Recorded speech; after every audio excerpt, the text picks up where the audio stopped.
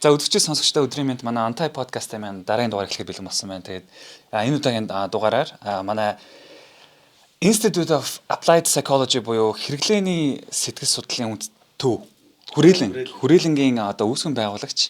За тэгээд манай Монгол улсын их сургуулийн сэтгэл судлалын багш Золоо багш маань хүрэлцэн ирсэн байна. Тэгээд Тэмүүлэмт хоёрын урилгыг Банда багийн урилгыг хүлээн авч ирсэнд баярлалаа. Золоо багш. Та бүхэнд бас баярлалаа гэж хэлмээр байна тий. Тэгээд өнөөдөр хэдүүлээ сэтгэл судлал гэдэг чинь маш том индастри тий. Салбар. Тэгэхээр энэ салбарт Монгол яг ямаршгүй төвшөнд явж байгаа. Тэгээд золоогч маань ийм олон жилийн эксперт хүний төвшөнд бас тэр гоё дата болон мэдээллүүдийг бид хоёртой хуваалцсан гэж итгэж байна. Тэгээд Тэмүүлэн манай co-host. Тэгээд Mongolia Talent Network-ийн consultant. За тэгээд Investor Group-ийн маркетинг газрын захирлаар ажилладаг юм залуу байгаа. За тэгээд гурлаа яриа эхлэе тийм ээ. За маа Тэмүүлэн хамгийн ихний асуулт гэсэн. Гэхдээ чи шууд асуусан.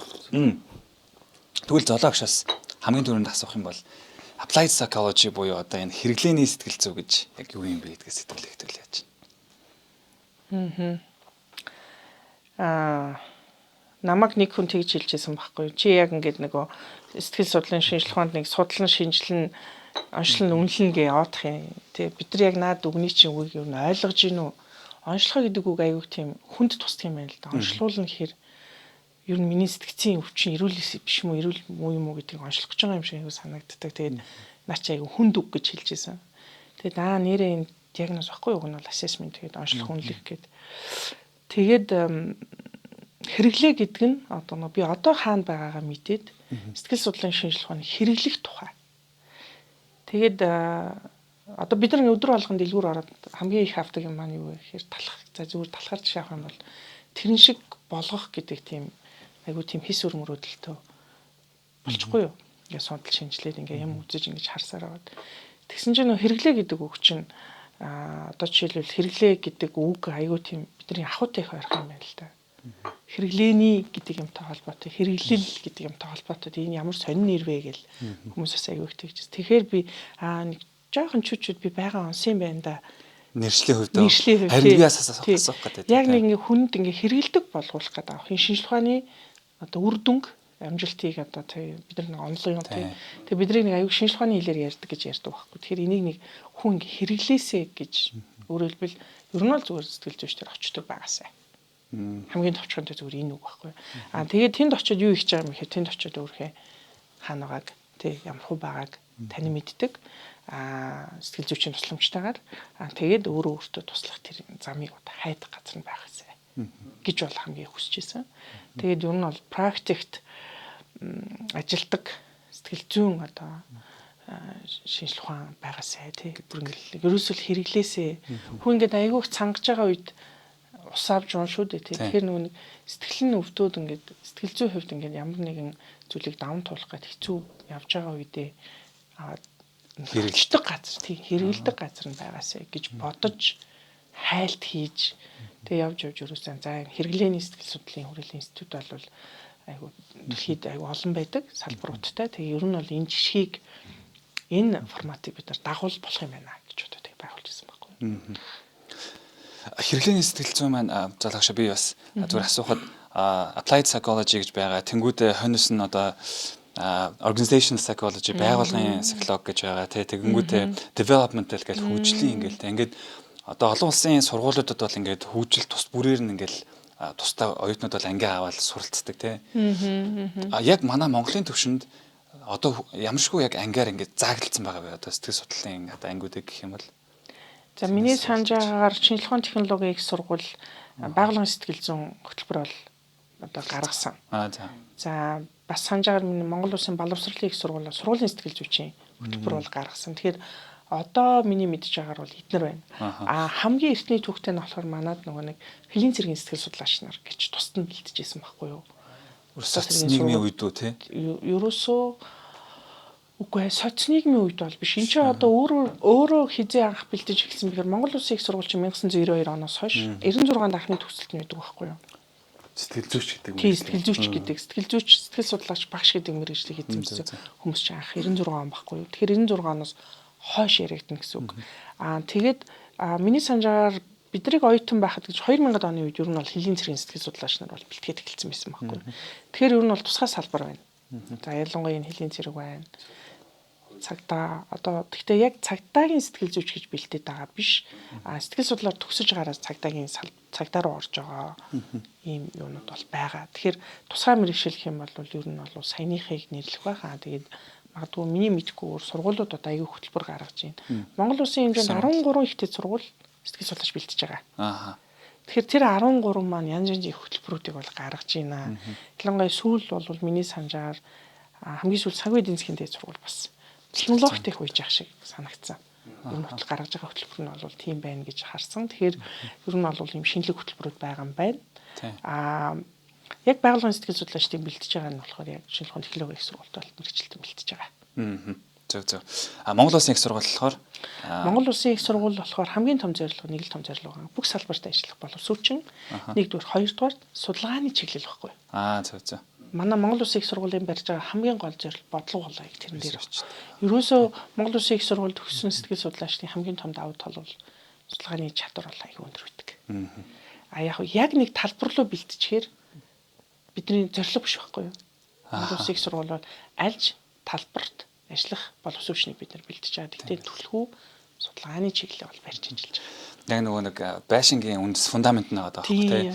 Би өөрөө Австрали Queensland их сургууль сэтгэл зүйн мейжрээр төгссөн байхгүй. Гэтэ миний хөдөлгөөн илүү юм organizational psychology талтай. Тэгээд би анх сэтгэл судлал гэдэг мэргэжлийг сонгож байхад одоо мэдээж хүний оюун ухаантай ярилцсан гэдэг одоо энэ одоо ухтхуунтай орж исэн. Гэсэн хэдий ч над нэг төөрөгдөл үүссэн байхгүй. Би одоо сэтгэл зүйгээр сурангууд. Тэгвэл би ингээд 4 жил сурж байхад би сэтгэл зүй ерөөсө 70-аас 80% нь research буюу одоо энэ золиог шинжилээд байгаа судалгаа байгаа байхгүй. Тэгээ сая золиог шинжилж байгаа энэ одоо мөвисийг төгссөн оюутнууд ямар чадвартай гарах вэ гэхэлэр судалгаа шинжилгээг яг сайн хийж чаддаг л болох хэрэгтэй юм байна. Тэгжиж одоо хүнтэй ийм судалгаан дээр үндэслэн гэж ярихгүй бол хоосон сэтгэл зүйн теори байгаад хүн ерөөсө одоо өөрийгөө баттах чадлагүй болчиход байгаа байхгүй тий. Тэгээ түрүүн бас төсрүүлэг эхлэхээс өмнө зоодагс ярьжсэн.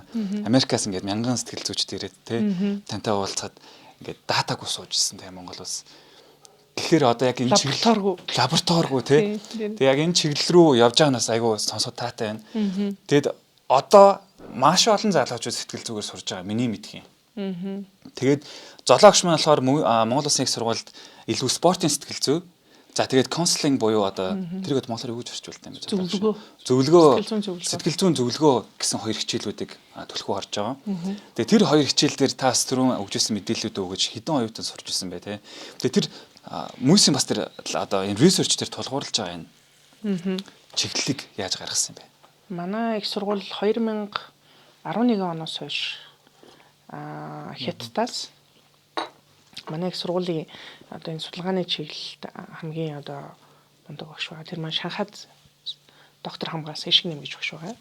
За тэгээд манай багш нар бас залуухан. Тэгээд тэр багш маань 2011 оноос хойш туршилтын юм лабораторийн төхөөрөмжүүдийг бас Монгол Улсын их сургуульд аваад тэгээд тэр таны мэдгүй юм нарийн үйл явцуудыг судалдаг байхгүй.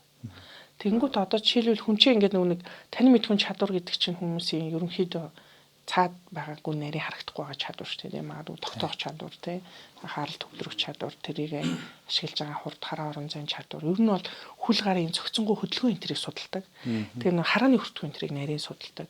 Хариу үйлдлийн хурд энтрийг судалдаг. Тэнгүүд энэ төхөөрөмжүүд бол манай Монгол Улсын их сургуульд бол байгаа. Тэгэхээр энэ хэмжээний энэ одоо Монгол сэтгэл судлалт бол таны мэдгүй судалгаа шинжилгээ бол тэргүүнд. За энэ таньж байгаа мэдж байгаа үйл явцыг судалж ийж л яаж хэрхэн хөгжүүлэх юм те хаан тохирох юм гэсэн юм олон юмнуудыг ярьж байгаа. Тэгэнгүүт энэ чиглэлд бол манай сургууль бол би бол нэлээд оройтны явдгаа гэж боддог. Тийм яагаад тэгэхээр энэ нөгөө нэг тэр төхөөрөмжүүдээ бид нар Хятадаас нийлүүлж аваад тэгээд манай гişгний багш бол яг өөрөө Хятад хэлтэй 14 жил Хятадд бакалавр магистр доктор хамгаалаад ирсэн багш байдаг байхгүй юу. Тэгэхээр ер нь бол манайхаа яг судалгааны чиглэлд ингээд заахад бол манай Монгол Улсын их сургуулийн багш нарын нөөц зүйн чадлага айгүй мундаг гэж би бол боддог. Тэнд сурж байгаа оюутнууд одоо жишээлбэл counseling гэдэг өнгөрсөн үйлрэлд би бол 250 оюутан хичээл заасан. Хоёр ийм бутгаглыг лекц зааж байгаа байхгүй. За тэгэнгүүт одоо яг спортын сэтгэл судлалын хичээл хаврын үйлрэл заахад бол 119 оюутан сууж байгаа. Тэнгүү тэр 119 оюутны нэг 10 өөр нөө сонгон судлах хичээл учраас өөр мэргэжлээс орж ирээд сэтгэл судлалыг сонирхож чинь тэр нь спортоор хичээлдэг оюутнууд. Янз бүрийн. Тэгээ өчигдөр ингээд коридорт явж байсан нэг оюут над дээр ирээд би тань ингээд баярлаа гэж хэлэх гэсэн юм аа. Би өчигдөрхөн фит бодибилдингийн тэмцээнд ороод тэгээ би таны ингээд энэ хугацаанд зааж өгсөн техникүүдийг, сэтгэл зүйн техникүүдийг хэрэглээд үнэхээр амжилттай оролцсон. Би тэгээд танд бүр үнэхээр баярлаа гэж хэлмээр байна. Тэгэхээр ер нь спортын сэтгэл зүйдэр нэг техник заадаг байхгүй. Зөв. Нэг оюун санаагаа одоо төвлөрүүлэх, төсөөлөн дүрслэх, ялах, дадал энэ төр гэсэн юм шууд хэрэглэж болох техникүүдийг тэр хичээл дээр бол заадаг. Мэргэжлийн хичээл байхгүй. Бид нар ерөнхийдөө бол ингээд энэ техникийн чадваруудыг амьдрал дээр бас хэрэглэх хэрэгтэй байхгүй. Одоо жишээл хүний амьдралд ч өвчний юм тохиолдсон шүү дээ, тийм. Тэгэхээр ер нь амьдрал дээр ингээд хэрэглээ сурах нь бол айгүй зөв, сайн гэж би боддог. Тэгээ одоо би оюутнуудад хичээл заахтаа хамгийн ихний хичээл дээр та нар жингээ үзээрэй. Зөвхөн сэтэл өгч байгаа байхгүй юу? Тэгээ хичээлийн дуусаад энэ хичээл дуус 16 хоногийн дараа 4 сарын дараа дахиад жингээ үзээрэй гэж зүгээр л сэтэл өгч байгаа. Яасан гэсэн чинь манад нэг Япон мэрэгчлэн хөдөлгөөнцөлж буй терапевт, physical therapist ирээд тэгээ өглөө болгон ингэж энэ дээр зогсоод үзээ. Тэгээ жингээ устдаа ингэж бүртгүүлдэг гэдэг. Япончууд энэ чинь эрүүл мэндийн хянаад байна гэсэн үг байна. Сэтгэл зүй сайн байна гэж биштэй цаашгүй холбоотой шүү дээ. Тэгэхэд би тэндээс ингээд дон юу лээ нэрээ бид нар чинь тийм жингээ ингээд юм биш тэгээ. Тэгээд би спортын сэтгэл зүй хичээл заахтаа бас л тэрийг юм илүү практик байлгах бодлоо. Тийм шүү. Та нарыг ингээд спортод дурлаач. Одоо байнга тийм спорт. Ерөөсөө эцсийн гол зорилго нь юу гэхээр тэд нар спортыг хэрэглэх тухай байхгүй юу? Хэрэгжилж иж өөрөө нэг спортын сэтгэл зүй болох юм руу жоохон өнгөж харах. Өстой. Тэгээд хамгийн сонирхолтой хичээл нь юу гэдэг вэ гэхээр нөө спортын брэндүүд шүү дээ. За. Спортын брэндүүд жишээлбэл Nike, Calme, Adidas ч юм уу Puma. За одоо нэг Alo Enter гэх нэг йога Enter. Тэнгүү тэр спортын брэндүүд ямар концепцийг нийгэмд хүргэх гээд байгаа юм бэ? Спорт гэж юу хэлээд байгаа юм бэ гэдгийг та нар судлаад ирээ. 8-7 хоног хийж байгаа одоо оюутнууд бэлтгэлээ тавьж байгаа байхгүй. Тэнгүүтээ тэнд юу санаж байгаа гэхээр жишээлбэл энэ брэнд чи ямар үнэтэй яаж үйлдвэрлэгийг гингүүд нэг далайн хаяг хог хаягдлаар бидний одоо өмсөд байгаа Adidas жишээлбэл пүүсний уул хийж байгаа байхгүй. Тэнгүүд нэг энэ концепц нь өнөөдөр бидний нуур амьсгалын өөрчлөлтөнд нээлттэй байгаад хог хаягдлаар хийж байгаа пүүз өмсөө явах нь бидний ихтлэгийг хайрлах үзэл санаа юм байна гэдэг ч юм дээ. Спорт ингээд бүхэнтэй холбож оюутнуудад ойлгуулах аюул зорддог. Тэгээ цаана нь болохоор өөрийг нь спортод татаа оролцуулах. Тэрний цаатах нь болохоор спортын сэтгэл зүйн салбарт өөрийг дурлуулах. Ерөөсөө л одоо гол санаа маань яг ингэж явдаг. Тэгээд оюутнуудад ийм айгүй тийм нээлттэй аргаар хичээлээ заах аюул дуртай. Асуулт үлдээчдэг. Саяны тэр юун дээр дараагийн сэдвээр орохоос өмнө сэтгэл судлал дээр тоног төхөөрөмж авсан гэдгсэн шүү дээ, тийм. Тэр одоо би бол мэдэхгүй байгаа юм л да. Яг ямар тоног төхөөрөмжүүд сэтгэл судлалын тоног төхөөрөмж гэхээр юу яагаад? Одоо сэтгэл судлал сүүлийн жилүүдэд ийм дэвшилтэт технологиудыг асар их ашиглаж байна л да. Тэгэхээр би сая өнгөрсөн сард Солонгост очиод Солонгосын спортын шинжилгээ ухааны төв дээр нь очиж үзсэн. Тэр бол бас нэг хүн болгонд үзүүлээд байдаг газар биш юм билээ. Яа тэр нөхцөлтэй хүмүүсдэг учраас тэнгуут нөгөө нэг Парисын Олимпиад айгүй олон сарын өмнө солонгосчууд өөрсдөө очиод буудлага болох газрыг нь очиод бичлэг хийгээд тэнгуүтээ нөгөө нэг симуляц орчин үсгээд тэгээд нөгөө нэг юуг нь өөртөө зүйлгэж агаад тэгээд ерөөсөө бодлогын юуг нь хийж байгаа байхгүй юу. За энэ бол бас нэг төхөөрөмж мөн. Нөгөөх нь болохоор ингээд нөгөө нэг миний энд тухны энэ хэсэгт байгаа юм мэдрэлийн хэсгийг цочрох байдлаас хамааруулаад зөвхөн ганцхан минут буюу 60 секундын дотор миний стрессийг тэр чигт нь хэмжиж байгаа. Тэнгүүтээ миний стрессээс хамаарад миний нөгөө нэг биологийн насыг 29-г гаргаад ирж байгаа. Одоо ерөөс ганцхан минутын дотор хийж байгаа юм баггүй зүгээр яг энд зүгэл тэнгүүтээ таны энэ стрессээ та ингэдэм байна. Тэгэхдээ та богино хугацаанд тарих маш өндөр хэмжээнд ачаалж ажиллуулж чаддсан байна гэдэг ч юм. Ийм юмнууд гаргаад ирж байгаа. Тэр энийг бол тоног төхөөрөмж гэж нэрлэж байгаа. Манай их сургууль дээр байгаа нөгөө туршилтын ширээ байхгүй тэр бол илүү туршилт талдаа явдаг ингээд нөгөө сурах талдаа. Тэнгүүд одоо жишээлбэл хариу үйлдэлийн хурдыг шалгахын тулд магадгүй би асж байгаа гэрлэн дээр маш хурдан дарах Тэр энэ хоёр хугацаанд хугацаа хэмжиж хийдэг. За нөгөө нэг энэ одоо нэг зүү шиг юмар ингээд нэг зүү зохиод байна уу, нэг хоёр байна уу, гурван байна уу гэдэг юм. Тэгээ магадгүй хүн юмны хүн төнгөнийг яаж ялгаж юм чинь ялгах заавуудыг хэмжих түүнүүдийг юмны хурдуудыг тэгэхээр энэ болгоно нийлээд магадгүй байгууллагын сэтгэл судлал дээр бол хүний далд чадвар байхгүй. Яг энэ дрийг бол төхөөрөмж гэж ярьдаг. Бүр ингээд нөгөө нэг маркетинг дээр болохоор нөгөө нэг нүдний хөдөлгөөнийг шалгачдаг төхөөрөмжүүд төр бол аюу илбэг штэ. Ялангуяа маркетингд бол ашигладаг штэ. Тэгээ үнэхээр би алим зармаар байсан чинь алим барьсан эмэгтэйд гол анхаарал нь байгаад байвал бид нар биш байна гэдэг ингээд тэр харааны хүртгүүн тэр юуг бол бас хэмжиж болд. Эдрийг бид нар төхөөрөмж гэж хэлж байгаа. Тэгээд аюу өндөр хөгжсөн энэ бол одоо тэгээд лаборатори гэдэг хийж штэ тий. Тэрийг ч гэсэн бас асуумаар л да.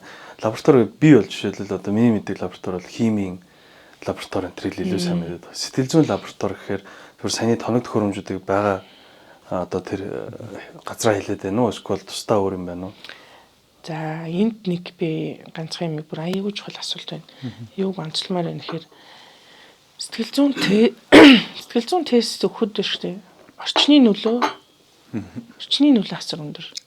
Тийм учраас лабораторийн орчинд тэрийг ижил ийм орчин нөхцөлд ижил заавраар туршин судалгаа хийх нь өөр үр дүнд асар их нөлөөтэй байдаг байхгүй. Тэгэхээр сэтгэл зүйн лаборатори гэдэг нь саяны тоног төхөөрөмжүүдээр тоноглогдсон лаборатори байна гэсэн үг. Нөгөө талдаа болохоор бүр одоо нейросайенс талдаа бол бүр нарийн шинжилгээнүүд хийн. Одоо биологийн шинжилгээ ухаантай хамтраад саяных шиг одоо юу гэдэг туршилтын хэмжээнд хийх гэж байгаа юм энгийн орчинд хийж болдог төхөөрөмжүүдийг болохоор яаж байгаа вэ гэхээр нөгөө нэг заавар орчин хоёр нь нөлөөлөхийг хэлж байгаа байхгүй. Магадгүй би сэтгэл зүйн тест бүгэлж байхад энэ гэрэлний нөлөө надад өөрчлөлт авчирч болно гэдгийг бас сэтгэл судалсан байгаа тийм. Тэгэхээр ижил орчинд ижил заавраар ингээд давтамжтай авах гэж байгаа болвол тэр маань үр дүнд нөлөөлдөг гэж үздэг учраас их нарийн үйл явц байхгүй. Тэгээд ер нь бол ийм лабораторид очиж шинжилгээ өгөх юм бол үр дүндүүдийн найдвартай байна л гэсэн үг. Хүн өөрөө очиж шинжилгээ өгөх юм уу тийм. Шинжилгээ өгвөл ямар шинжилгээ гэж юу вэ? Одоо саяны энэ зохиж байгаа энэ хийж байгаа энэ хурд мурд хэмжиж байгаа. Юу гэж хэлэх вэ? Одоо би жишээлбэл очиод би сэтгэл зүйн шинжилгээ өгье гэж тестэнд орё. Манайхны хэрэгжилж зайсан айгуу товчхон үг нь болохоор сэтгэл зүгээ тестлүүлмээр байна. Танин мэдмээр байна, онцлуулмаар байна ч гэдэг юм уу те. Одоо үнэлүүлмээр байна гэж бол айгуу ярьдаг. Гэхдээ энэ нэршлүүд чинь шинэ байгаад байгаа шүү. Тийм шинэ байгаад байгаа байхгүй. Ер нь бол өөрийгөө танихын тулд маш олон төрлийн мянган тестүүд байгаа байхгүй. Тэр тест чи өөрөө дотор айгуу олон янз байхгүй. Туршилт байна. Яг тест байна. Асуумж байна. Predictive тест байна. Зураг зурна жишээлбэл. Тий. Зураг зураад хүний. Тэгээ одоо би зүгээр ингээд хүн ингээд жишээл авчлаа шүү дээ, тий. Тэгвэл ямар дүгнэлт одоо ямар хөө хэмжээний дүгнэлт авч болох вэ? Юу сэтгэл зүйчээс юу хүсэж байна? Юугаа мэдмээр байна? Одоо тэр хэмжээнд зүгээр миний мэдж байгаа сэтгэл зүйгээ тэгэхээр нөгөө сэтгэл зүйч дээр очил гэдэг л нэг одоо хоёр мөн л нөгөө илүү мэрэгжлийн болохоор шууд ойлголцоод би бол дунд нь шууд ингээд миний мэдих сэтгэл зүйч гэдэг тэгэхээр сэтгэл зүйч дээр очил гэдэг ийм хэмжээтэй тань л да. Тэгэхээр одоо би болонгоо саяных дээр болонгоо лабораторид очиод би сэтгэл зүгээ тестлүүлмээр байна гэд тэг зөрүүлээ нэг хариу гарч ирэх юм шиг байна. Чиний сэтгэл зүй одоо стресстэй байна гүй байна гэдэг үсгүй бол аль хэмжээнд гарч ирдэ. Өөрөө тэргээ сонгоно л гэсэн үг бах те. Одоо жишээлбэл би нэг жишээ авлаа. Барилгын компани захирал тэр аягүй олон жилийн өмнө шүү заяа. Одоо барилгын компани байгаасыг би сайн мэдэхгүй байна. Тэгээд нөгөө нэг юм 4 менежерээсээ нэгийг SEO болгохын тулд манайд тестэнд оруулж ирсэн байхгүй юу? Даалгавар өгөөд. Тийм тэгэнгүүт одоо жишээлбэл тэр захиралд ямар чадвар шаардлагатай юм бэ гэдэг даалгавраа бидэрт өгөнгүүт бид нар тэндээс нь зөвхөн тэрийг үнэлэх тестийн багцыг боловсруулдаг байхгүй юу? Энэ хэрэгтэй байна гэдгийг гаргаж ирээ. Тэрэн дотор нь туршилтын юм байх хэрэгтэй бол туршилтын тест, асуумж бол асуумж, predictive тест бол predictive тест оруулдаг байхгүй. Ингээд үндсэндээ бол ажлын даалгавраас хамаарат тестээ бид нар багцлж байгаа байхгүй. За тэгээд 4 хүн манад ирээд тестэнд ороод за тэр хүн юу хүсэж исэн бэ? Захирал юу хүсэж исэн бэ гэхээр ер нь бол харилцааны хамгийн өндөр чадвартайг сонгох гэж исэн байхгүй юу? Харилцааны өндөр чадвартай хүнийг сонгох гэж байгаа.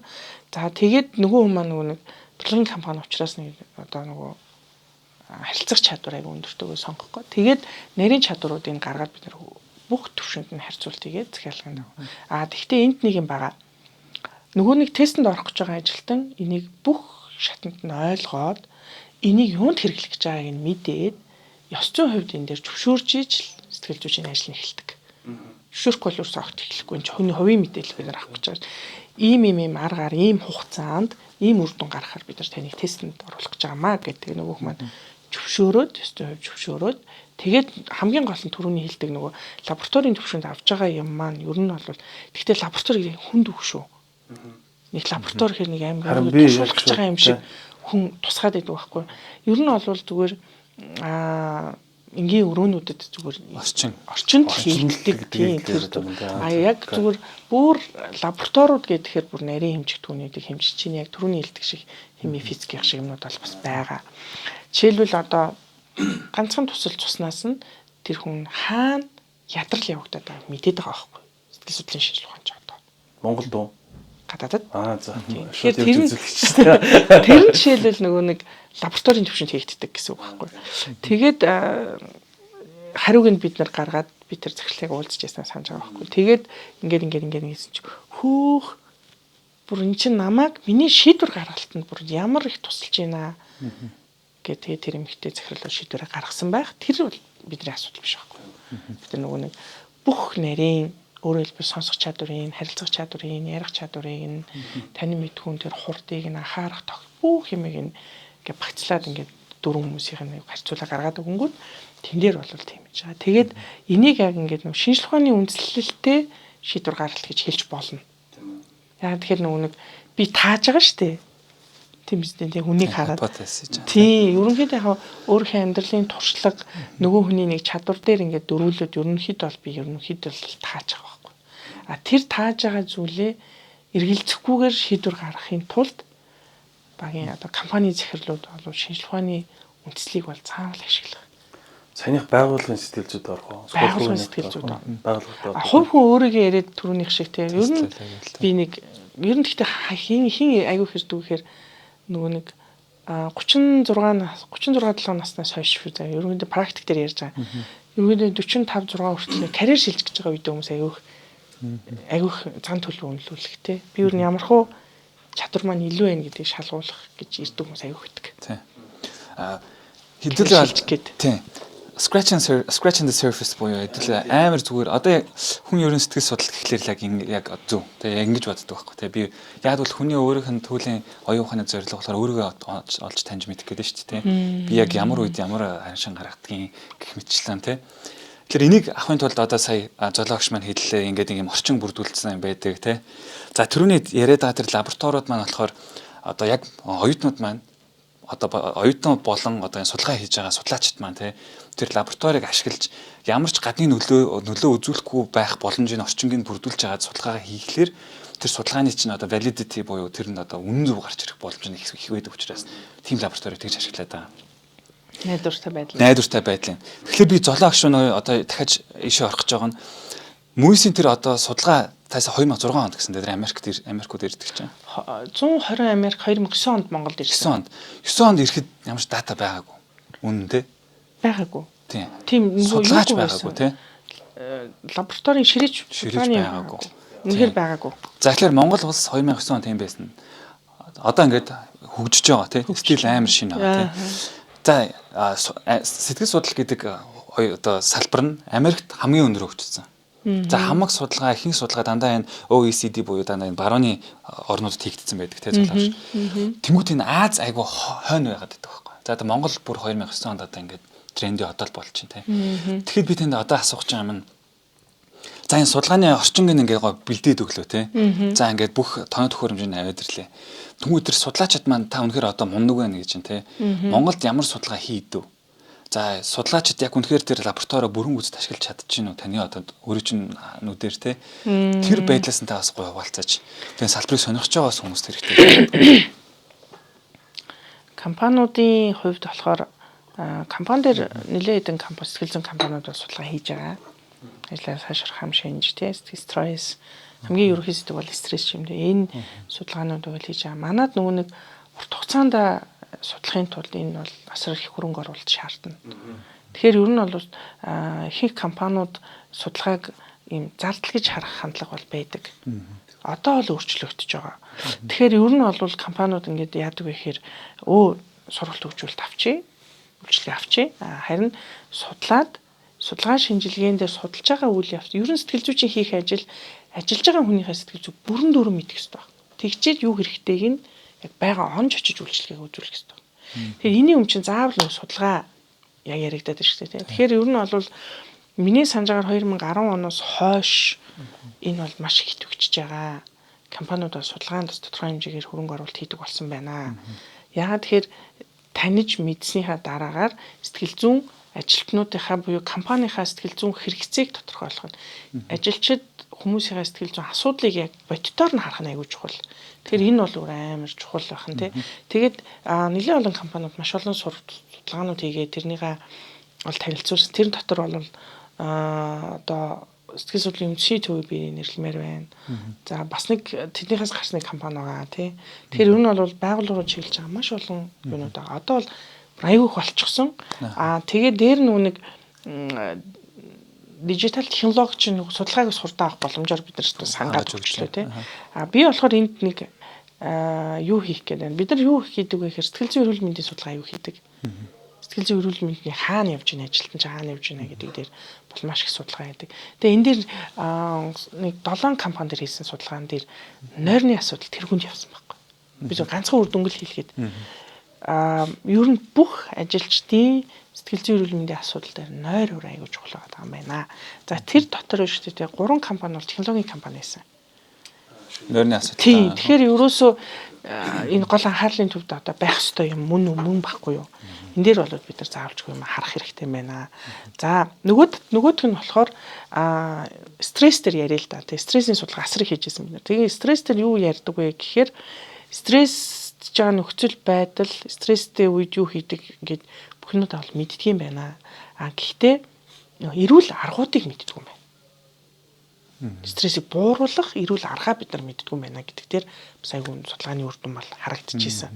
Тэгэхээр ер нь бол бид нар стресс гэдэг зүйлтэй холбоотой ийм эрүүл бус аргыг аюу хэрэгэлт юм байна.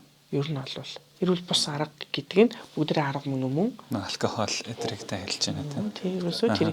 Тэгэхээр эрүүл бус аргыг амьдралынхаа дадал болгоцсон байдаг юм байна. Тэгтэл бид нар одоо энэ 2024 оны 10 сарын 10 чинь дэлхийн сэтгцийн эрүүл мэндийн өдөр тохиож байгаа. Ер нь 10 сарын 10 болгоно дэлхийн сэтгцийн эрүүл мэндийн өдөр.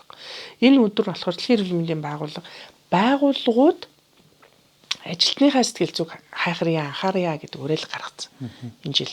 Тэгээд нэг жил ингээ явж байгаа. Сүүлийн ер нь 5 жил дандаа сэтгэл зүйтэй холбоотой юм яриад байгаа. ковидтэй холбоотой. Тэгэнгүүт эн чинь өөрөө сэтгэл зүг нь анхаарахгүй болохгүй байна гэд ярингууд энийг хувь хүн болгон хэрэгэлдэг, ашигладаг байх тийм уриалга сануулгал өгөөд байна. Дохио мессеж өгөөд байна л гэсэн үг байхгүй нэ. Би дахиад буцаан нөгөө саяны асуулт руугаа дахиад орно. Яа тэгвэл олон нийтийн psychology ярихдаггүй өнгөрчлөө зодоо цагтаалаа. Яа уус тэрэн дээр яг яаж ажиллаж чинь те. Одоо энэ та түрүүн бас дурдлаа юм одоо юм удаан хугацааны туршилт те. Монголын одоо би яг яагаад нэг асуух гэдэг нь гэхээр Монгол сэтгэл зүй гэж яг байна уу те. Монгол хүний өөрөөх нь одоо ийм онцлог. Яагаад гэвэл одоо энэ Америкт хийгдэж байгаа баахан судалгаанууд маань зөвхөн энэ Америкийн одоо эдийн засаг болон одоо капитализмтай уягдсан юм байна. Тэгэхдээ монголчууд маань бас одоо нэг арай жоохон өөр замаар явчихсан. Сэтгэл санааны сэтгэл зүйн хувьд ч гэсэн жоохон өөр гэж би бод. Тэгэхээр улс маань энэ дээр ер нь төвлөрдөг юм уу? Грант буюу одоо энэ мөнгө хайдаг юм уу те? Ийм одоо урт хугацааны судалгаа хийхэд Монгол улсын их сургуультай хамтраад иймэрхүү судалгаа хийдэг юм уу? Энэ яагаад гэвэл олон нийтэд амар хэрэгтэй шүү дээ. Гэдэг утгаараа ийм асуулт байгаа юм л та. За ер нь бизнесүүдэд тулгардаг нэг асуудал байгаа. За тэгээ би таны бизнес тулгарч байгаа асуудлыг гэсэн мэдээж хамгийн том зүйл бол хүний нөөцийн асуудал. За тэгээд бизнес планаа баталчихсан. Одоо яг тэрийг хэрэгжүүлэхээр чадварлаг талантууд дутдаг. Тэгэхээр Mongolia Talent Network болохоор хамгийн том дата баазтай 30 мянган CV дата бааз байгаагаас Mongolia Talent Network-ийн чадварлаг рекрутерүүд таны энэ бизнес планыг амьдруулахад тус болно гэдэгт би итгэлтэй байна. Тэгэхээр Mongolia Talent Network-тэй холбогдоорой. Powered by Mongolia Talent Network. We focus on you. 3 4 жилийн өмнө гэж би санаж байна. Нөгөө нэг шинжилгээ ухааны хүрээлэнгүүд үүдэн шүү дээ, тий. Тарих сэтгэл судлалын хүрээлэн гэж байгуулагдсан.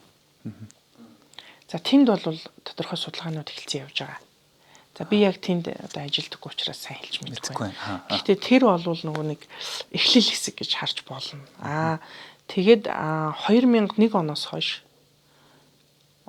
биш 2021 оноос хойш Монголын сэтгэл судлаачдын нийгэмлэг гэдэг бас энтэгтэй хэмжээ төрөмс байгууллага төвтэй үйл ажиллагаа жоохон явуулж эхэлж байгаа. За энэ бол тодорхой хэмжээнд. Гэхдээ би энд бол ийм судалгааны чиглэлээр ингээ хөгжиж гин гэж бол бодохгүй байна.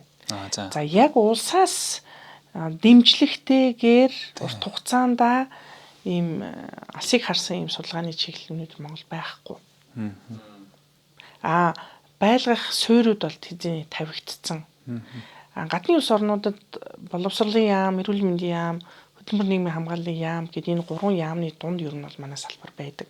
Тэгэхээр энэ бүтц маань өөрөө харийнхан би болоогүй байна, институт болоогүй байна гэсэн үг байхгүй юу. Тэгэхээр институт болоогүй байгаа юм чинь энэ маань ер нь бол ингээд нэг бөмбөг шиг шидэгдэд байна л гэсэн юм байна. Тэгээ энэ маань нэг газар очиод ингээд ямар нэгэн газрын харьяалалд би болох гэхээр хүн хаана тийм сэтгэл зүй байгаа. Тэгээд эн чинь өөрөө нэг аюу тийм өргөн ойлголт учраас яг л нэг бөмбөг шиг ингээд яваад байна л да. Тэгээ яг ер нь бол хуйлгүй байна. Хуйлгүй байхгүй байна. Тэгэхээр сэтгэл судлалыг улс бол бүр гойд онцгой анхаарал тавих хэрэгтэй байна. Энийг хөгжүүлэхэд бүр ингээд онцгой анхаарал яасан би. Аль яамн дээр юм байх. Ер нь энэ 3 яамны тийм дунд байх боломжтой гэж харж байгаа. Институт маань өөрөө. Ягаад тэгэхээр одоо байгууллагын сэтгэл зүйч хөдөлмөр нийгмийн хамгаалал боловсролтой хамгийн ойрхон хүний эрүүл мэндтэй хамгийн ойрхон гэхээр энэ 3 яамны зааг л байхгүй угтаа болвол тэгэхээр ер нь институт одоо номер 1 бол шууд хувь хүний хөгжлийн яам мэдгүй одоо би зохиож ярьж шүүчлээ. Тэгвэл одоо хувь хүнийг хөгжүүлэх гээд байгаа юм уу? Тэр судлах гээд байгаа тэр үйл явц дээр энийг яагаад хэмжүүлэхгүй гэж байхгүй юу? Тэгээ хүүхд гэр бүлтэй бүр сашгүй холбоотой байхгүй. Тийм.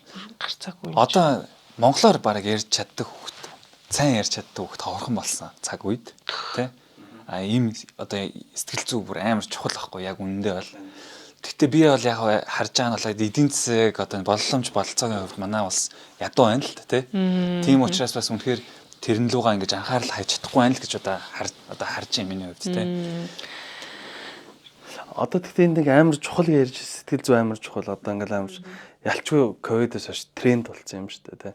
Тэгээд сая ярьж юм байгууллагын сэтгэл зүй ингээд одоо хүмүүстэй сайн анхаарах хэрэгтэй гэдэг эсэргээрээ энэ дэр нэг юу ярьдаг юм чинь сэтгэл зүй гэдэг дэндүү юм зөөлөн болоод байна тий. Одоо ингээл юм болгон дээр сэтгэл зүй трама гэдэг үг бүр дэндүү дураараа ашиглагдаж эхлэв байна гэдэг. Нөгөө талаасаа жишээлбэл 90 оноос өмнө жишээлбэл сэтгэл зүй Монгол байгаагүй хөгжөөгүй тоодгүй байсан үед ялгаагүй л хүмүүс амьдарч таад ямар ч асуудалгүй яг бүгд л одоо ч гэсэн асуудалтай шүү дээ тий. Тэгэд яваад ирсэн. Тэгээд том хөгжлийн ийм шатлалуудыг даваад ирсэн үе сэтгэл зүй ерөөсөө тоогдоогүй ирсэн болоод исэн. Тэгвэл өнөөдөр болоо бид хэд ингээд амар чухлаа гэдээ ярьж байгаа шүү дээ. Энэ одоо яг тэр үед яаж исэн гэсэн үг үү? Одоо зүгээр л бид хэд анхаарч эхлэнгүүт чухал юм байна гэж яваад байна. Эсвэл тэр үед мэдэхгүй байсандаа зөндөө олон юмыг зүгээр бид датанд оруулаагүй болоод хамаагүй гэж бодоод байна уу? Энэ дэр нэг таад хоёроос би хоёулангаас асууж байна. Тэгэхээр золоош. Энэ дээр би бол хотчлт гэж хэлнэ. Хотын соёл гэж хэлнэ. Хот ч өөрөө тэр чигтээ стресс байхгүй юу? Ухтаа болвол бид нар ингээд дэлхий дээр ингээд бөглөрөөд стресстэй байгаа ард хүмүүс биш шүү дээ. Чи дэлхийн асуудал байхгүй. Хүнд байгаа асуудал чинь дэлхийн л асуудал шүү дээ. Тэгээд нэг талтай болохоор бидний 90-ад оноос өмнөх тэр нийгмийн амьдрал эртцэнгуй амгалан тайван байсан гэж би хувьд харж байгаа. Ер нь жоохон тайван талтай гэх юу гэж хэлэх үү те. Нийгэм шүү дээ те. Ер нь бол сэтгэл зүйн энэ асуудлын үүсгүр нь болохоор юу вэ гэхээр бид нар энэ хит ингээ бөөгнөрчлөө тий хотчлт бий болчлоо. Энийг дагаад маш олон хэрслүүд ингэж гарч ирж байна тий ингээд тэгээд эндээс юу үсэж байна гэхээр эндээс нэг нийгэм сэтгэл зүйн асуудал үүсээд байгаа. Нийгэм сэтгэл зүйн асуудал чи өөрөө нийгэм аюултай гэдэг мессеж бид нарт өгөөд байгаа. Тэгэхээр одоо жишээлбэл нийгэм аюултай юм чинь энийг дагаад яг нь асар их юм бий болж байна. Ерөөсөө нэг бид нар тодорхой хэмжээгээр одоо юу гэдгийг нүүдлийн соёл маань нэг газар суурин ирж байгаатай энэ бол салшгүй холбоотой гэж бол харж байгаа. Дээр нөгөө нэг юу гэдгийг бид нар одоо өнөөдөр бидний стресстүүлж байгаа асуудал чинь утаа бөглөрл хоёр үсттэй. Тэгэхээр эн чинь хаанаас гараад ирсэн гэдгийг хөөх юм бол яг энэний асуулт нь хариулт нь гараад ирэх. Өмнө нь болохоор бид нар ер нь бол ахуйгаараа дамжуулан энэ систем маань хамаагүй эрүүл байжээ гэж бол харах гэдэг анзаарах хүмүүс юу гэж харах юм бэ? Яг хүн дээр нь ярихаар одоо өнөөдөр амар одоо нэлээд стресстэй байгаа гэж байгаа нэг залууг аваад үзье те. Дулаан машин зуугаад дулаан гэрээс гараад дулаан машин зуугаад ажил дээр очиж 8 цаг ажиллачаад дулаан машиндаа суугаад босоод ирж байгаа компьютер дээр ингээд имэйлүүд бичиж ирж байгаа хүн байгаа шүү дээ. Зөрүүлээд Чингис хааны үеийг авахад 3 сар гэрээсээ хол морин дээр яваад хайртай хүнээсээ 3 сар хол явж чаад маргааш шууд дайнд орж байгаа тэр хүн ороод байлдаад амь насаа өгч байгаа хүн яваад орчиж байгаа. Байлдчаад асуудалгүй гараад ирж байгаа. Тэгэнгүүт яг ингэж харьцуулбал манайхан одоо үе амар зөөлөн болоод давраад байна уу? Эсвэл одоо би жоохон юу юм асууж л байгаа. Гэхдээ би бас боддог байхгүй зүгээр ингээд одоо тэр үеийнхнийг ингээд бодоход бүр сэтгэл зүйн асуудал бүр юм нэлээд байсан байх гэдэг. Гэр бүлээсээ хоол морин дээр тэгснэ очиод бүр маргааш намд байхгүй юм тодорхойгүй. Тэрийг ингээ харьцуулбал та хоёр яг юу гэж зөв хариу байхгүй бах л та. Гэхдээ зүгээр яг таны бодлоор наадах чинь бүр хамгийн зөв үнцэг байхгүй. Яагаад зөв үнцэг вэ гэж байгаа вэ гэхээр бид нар өшөөд амьдрах чадвараа алдаад байгаа байхгүй. Өсөөл нөгөө нэг тэмцэхтэй амьд үлдэхин төлөх тэмцэл маань басаад эхлэхэр чинь би асуудал биш юм их асуудал гэж хараад байна шүү дээ тий. Тэгэхээр энэ дээр энийг юу гэж нэрлэдэг? Тэмцэх чадвар гэж нэрлэдэг. Тэр маань ингээ буураад байна. Тэгэхээр чи ингээд байхгүй болоод ирэнгүүт нэг талдаа сэтгэл судлалын шинжилгээ ухаанд бити тусал гэдэг байхгүй. Туслах тухай. Бид нар хүнд ингээд тусалж ийн гэдээ яваад байна. Тэр чинь өөрөө хувь хүний амьдрах чадварыг бууруулж идэг, тэмцэх чадварыг байхгүй болгож идэг. Тэгэхээр нөө бие даасан тэмцэх чадвар бол энэ стрессийг даван туулах бас нэг чадвар баг. Зөв энэ өнцгөөс нь харуул энэ бол аюу зөв зүйл байхгүй. Тэгээ яг зөв л өнцөг энэ бол. Одоо ингээд морин дэлэн дээр би амьдрахын төлөө тэмцлийг хийгээд амьдраад байна шүү дээ. Тэнд юу стресс. Өнөөдөр ингээд дулаан гэрээс гараад дулаан машин суугаад ингээд яваад эцсийн бүлэг цаана амиа орлт явагдаад байна шүү. Тий. Зоологчтой санал нэг байна. Тэгээд би бас өмнө ганцраг гэдэг одоо мандал санхүү нэгдлийн үүсгэн байгуулагч ганцраг захирлаас манай подкастт орж ирсэн. Тэгээд бас монголчуудын сэтгэл зүй гэдэг юм хүндсэн. Тэгээд надад бас айгүй сонирхолтой санагдсан. Нүүдэлч арт юм уу? Хоорондоо харилцаанд орж үзээгүй те. Дандаа юм одоо отгийн ахуйтай. Тэгэхээр өөрсдөө гэр бүл дотор хамаагүй юм хийждэг учраас санхүүгийн харилцаач тэр хоорондоо харилцаач тэр байхгүй учраас одоо бид нар жоохон хоорондоо ар гэдэг те. Тэгэл одоо яг түрүүний хэлдэг шиг юм бас юм нүүдэлчин ахуйтай учраас яг таны хэлж байгаа энэ хотчлт бас шин учраас бид нар ингэж будаа тарьж бөөндөө нэг хамт юм хотог байж үзээгүй арт юм. Тэгээд жишээлбэл Япон, Солонгос те бүгдээрээ дандаа нэг газар удаан байж хамтдаа байнгын харилцаанд орж өссөн бол одоо монголчууд бол дандаа энэ тоол байсан учраас тэгэхээр би санал 100% нэг байна. Тийм учраас бид нар ингээд сэтгэл зүгээ ойлгох хэрэгтэй байгаа байхгүй тийм. Яагаад би ингээд байгаа вэ гэдгээ ер нь бол мэдэх хэрэгтэй байхгүй тийм. Яагаад би стресстэй байгаа вэ? Юунаас болоод байгаа вэ гэдэг мөн чанараа ойлгочих юм бол энийг таны хэлдгээр нөгөө нэг илаарч болох боломжтой. Таны түрүүний хэлдэг идгэх боломжтой. Хэрэглэх сэтгэл зүй хэрэглэх боломжтой. Техникүүдийг хэрэглэх боломжтой тийм. За хэдүүлээ өнөө судалгаанаас би яг энэ лугаал ингээд очиулах галаа Монгол Улсын их сургууль тийм байгаа маань ийм сэтгэл судлалын одоо салбар маань бас хараахан яг одоо хувийн хвшилтэд их ойрхон ажиллаж байна гэж би анзаарлаа. Тэгээ илүү их компани байгууллагууд маань илүү их сэтгэл зүйн одоо энэ рүү чиглэлүүдэд хандуулж байгаа манай улс яг нийтээрээ одоо энэ салбар яамдууд маань нэг тэрнлээ анхаарат байгаа юм бол байхгүй байна. Уул нь бол маш чухал гэдэг нь бол та ч онцлоо бидсэн бас онцлохыг хүсэж байна те. Золоо багш маань өөрөө яг мэрэгжил нь болохоор applied хэрэглээний psychology тэгээд спортын сэтгэл зүй гэж нэг юм байгаа тийм. Тэгэхээр тэрийг бас ярихгүй өнгөрөөж болохгүй. За манай олимпийн тамирчдын маань одоо гол сэтгэл зүйн одоо байдлыг хангадаг хүн гэдээ би одоо бодож байгаа. Тэгэхээр та тэрэн дээр бас гоё хэдэн оноос хойш эхлэв те. Тэгээс ямаршгүй сонин содон юмнууд юу болов? 2008 оны Бээжинг олимпиас хойш яг 5 олимпиад сая яг бие дааж юм те яг спортын сэтгэл зүйчээр бол ажилласан. Тэгээд спортын оролцоогүй, очоогүй, уулзаагүй спортын төрөл юу нь алга. Тэгээд 2016 онд Монголын спортын сэтгэл судлаачдын холбоо гэж байгуулад тэгээд спортын сэтгэл зүй бол өөрөө маш сонирхолтой салбар. Тэг юм нь бол өөрөө спортоор хичээлдэг учраас ингээд дурлсан, татагд орсон. Тэгээд богино хугацаанд амжилтаа хэмжиж болдог байхгүй. Сэтгэл зүйч одоо бидгээд байгаа мó тий амьдралын чанар. Одоо ер нь бол ингээд сэтгэл зүйн хэрэглэснээр амьдралын чанар сайн сайхан байдал нэмэгдэнэ гэдэг одоо сүүлийн үед бол positive psychology буюу эерэг сэтгэл судлал, аз жаргалын сэтгэл зүй гэдэг юм нэлээд яригдчихээн. Хөгжлийн сэтгэл судлал нэлээд гол судлагдсан болцсон явж гин тий хүн ер нь юу болж байна гэдгийг харахын тулд тэгэхээр спортын сэтгэл судлал болохоор ингээд амжилтаар өөрхөө ажлын үр дүнг харж чаддгаар айгүй давуу талтай.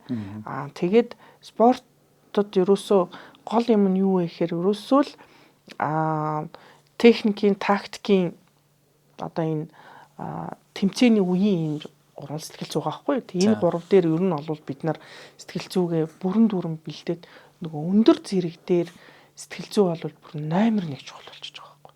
За бид гур ингээд ижлэхэн хоол идэж байна. Дэлхийн мэдлэгээр ингээд даяарчлагдчихлаа шүү дээ. Хаана хин юу хийж байна. Тэгэхээр ерөөс цэвэр оюун санааны тулаан болчихж байгаа байхгүй.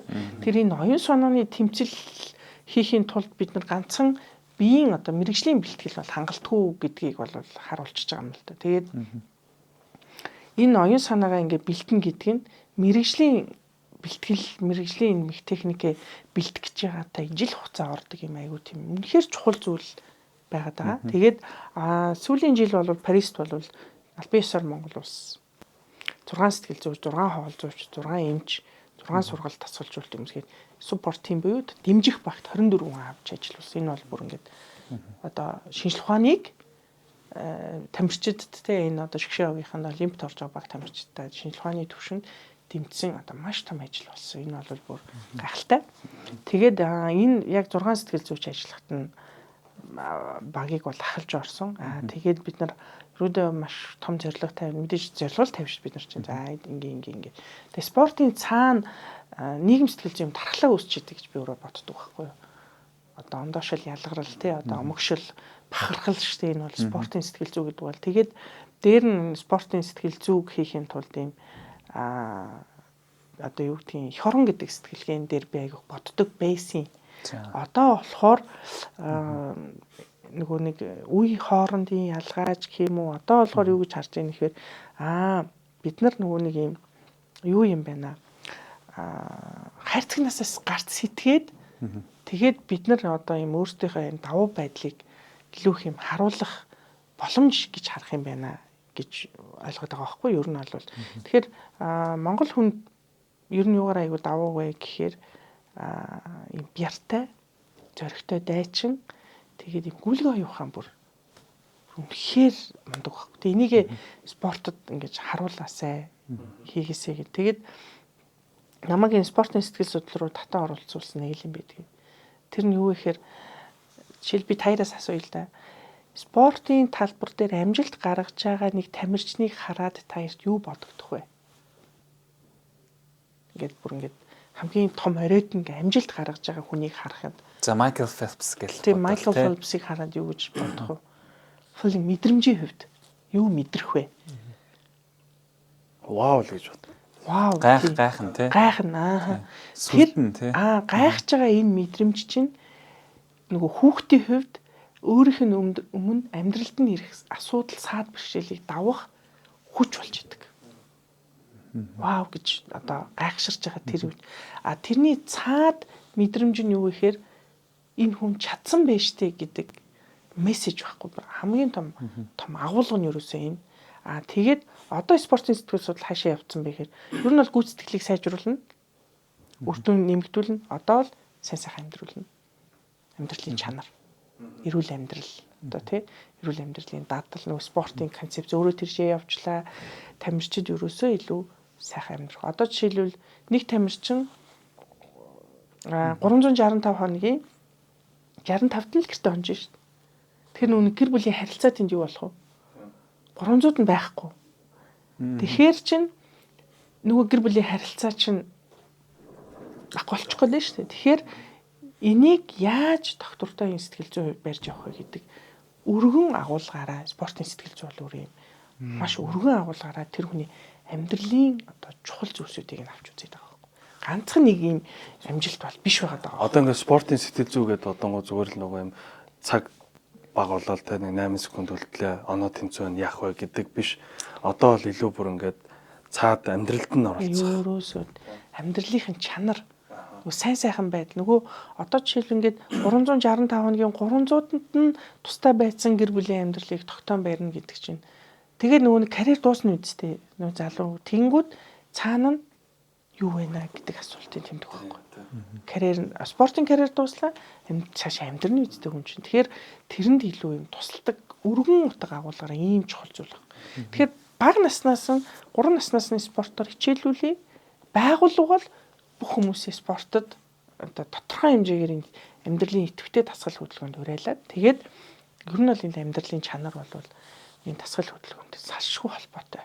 Ерөөсөө энэ дурлуулах тухай л ойлголт байгаа байхгүй. Ингээ ерөөсөө бүгд ингээ хийх ёстой маань дурлах ёстой. Тэг ер нь амьдрал яг айгу энгийн татал дээр л явна. Саяны тэр 6 ангид сэтгэл зүйч томилогдож ийн гэж штэ тий. Яаж хуваагддаг вэ? Хүүсээр нь хувааж авд юм уу? Эсвэл спортоор нь хувааж авд юм уу? Хүүсээр нэгэд тэр би зүгээр бодохдоо эрэгтэй сэтгэл зүй, эмэгтэй сэтгэл зүй гэдэг ялгаа ер нь байд юм уу? Сэтгэл зүй гэдэг нэг юугаараа явах уу? Эсвэл дотроо ороод задардаг уу?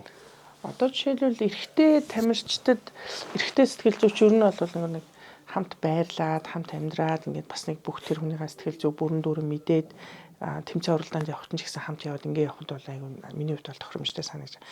Эмэгтэй бүрэлдэхүүн ялангуяа бүх тасгалжуулагч нар ардын баг нь эрэгтэй болвол нэг эмэгтэй сэтгэл зүйч ажиллах нь бас айгүй үр дүнтэй нэг баланс тэнцвэртэй байхад илүү анхаардаг санагддаг. Бид нар сая бол яасан бэ гэхээр спортын төрлөөр нь хуваагдсан. Яг тэгэхээр 6 сэтгэл зүйч нэг л хэрэгтэй байсан. Тэгэхээр нүүн эрэгтэй сэтгэл зүйчтэй тоон эмэгтэйг бол арай цөөхөн байхгүй. Тэгэхээр ер нь бол одоо харьцангуй нэг тэнцвэртэй болох гэж чинь гэхдээ л эмэгтэй сэтгэл зүйчтэй тоон бол хамаагүй их байгаа. Энэ дээр бол бид нар харьцангуй нөгөө өмнө нь ажиллаж исэн туршлага спортын төрөл болгон ч өөр учраас тэр төрөл болгон дээр ялгаатай орж бид нар бол ажилласан. Түрүү нөгөө техник гэдгсэн шүү дээ. Сэтгэл зүйн техник гэдэг тэр надад сонирхолтой санагдсан. Спорт дээр бол одоо таад маань шууд ингээд бүр техник зааж өгдөг гэдгсэн шүү дээ тий. Одоо зүгээр энгийн нэг заавал тийм спортын тамирчин биш. Зүгээр одоо би жишээлбэл ашиглаж болох тийм техникүүд байна уу? Та жишээ болгоод одоо бид үзэж байгаа хүмүүс ч гэсэн заавал одоо стресс гэдэг төр шүү дээ. За бид согтруулах ундагаар стрессээ тайлаад байгаа юм. Дийлэнх нь. Зөвөр тайлдаг аргачлалуудыг мэдэхгүй байна гэдэг. Тэнгүүд тэднэр дээр та бас нэг яг үзэж байгаа хүмүүст. За жишээлбэл нейробик гэдэг дасгалууд байгаа заяа. Хин ч хааншааж ороод нейробик дээр дасгалыг бол хийж болно. Жишээлбэл хүний амьдралд ингээд бидрийг 60 нас хүртэл тархинд шинэ мэдрэлийн эсүүд ингээд бий болж байгаа шүү дээ тийм. Тэнгүүт одоо жишээлбэл та гэрээсээ гараад нэг л замаар явбал ажилдаа очиод буцаал нэг л замаар явбал ажилдаа ирээд байвал тэр шинэ нейронуудыг ашиглахгүй байх гэсэн үг байхгүй юу? Тэгэхээр тэрийг ашиглахын тулд жишээлбэл замаа солиод явах. Өөр замаар явхаар нөгөө шинэ мэдрэлийн эсүүд чинь ажиллагаанд ороод өөрөөр хэлбэл нэг байнга бид нар нэг зүйлийг л ашиглаад байвал ядрал үүсэх байхгүй юу? Тэгэхээр нөгөө шинэ гарч ирж байгаа боломжуудыг ашиглаж авах. Тэр замыг нээж өгөх хэрэгтэй байхгүй. Жишээлбэл та яар цагтаа шүү дээ тий. Цагаа нөгөө гартаа зүг. Тэгэхээр энэ нөгөөнийг өөрчлөлтөнд нээлттэй байх. Шинэ зүйлд шинэлэг нээлттэй соргог шинэ зүйлсүүдийг хийх чи өөрөө айгу сайн арга техник байхгүй. Нейробикийн дасгалууд байхгүй. Бүр нейробик гэд нэрлэсэн. Нейробик гэд нэрлэсэн. Зүүн гараараа шүдэ угаах ч юм уу тий. Тийм зүүн гараараа шүдэ угаах. Эсвэл би нөгөө нэг баруун гараараа сондгоо татаа өдөр зүүн гараараа тэгш татаа өдөр шүд байгаах гэдэг чи юм уу гэсэн утгатай те. Би дандаа ингэ шатаар явдаг бол нэг удаа өөрөө лифтээр явах. Дандаа би лифтээр явдаг бол алхаж үзэх чи тийм үү. Ер нь бол нэг юм амьдралаас юм шинээр таашаал авах. Энэ замууд чи өөрөө бидний стрессийг хамгийн нэгдүгээрт асар сайн болгож өгдөг байхгүй. Дээр нь юу гэхээр одоо юу гэдгийг би угсаал юм хүн. Тэг би аялалд явдаггүй тий би кино үздэггүй би угсаал ийм хүн ингээл комфорт зон миний нэг дутаа бүсийн сандал бийтэй энэ дээрээ л байж ах надад гоё байдаг гэж байгаа нь өөрөө айгу тийм нөгөө нөөцөө ингээд ашиглах боломжийг юусэн хааж байна л гэсэн үг байхгүй. Тэгэхээр ер нь бол тэндээсээ гараач гэж санал болгоод байна шүү дээ тий. Магадгүй чи энэ цугаад үзье чи тэр ямар вэ сонирхоод үзье чи тий амтлаад үзье чи гэдэг юм байгаа байхгүй. Тэгэнгүүт дээр нь бас нэг юм айгу сайн арга техник болохоор юу вэ гэхээр бид нар нөгөө нэг юм юу яах хэрэгтэй.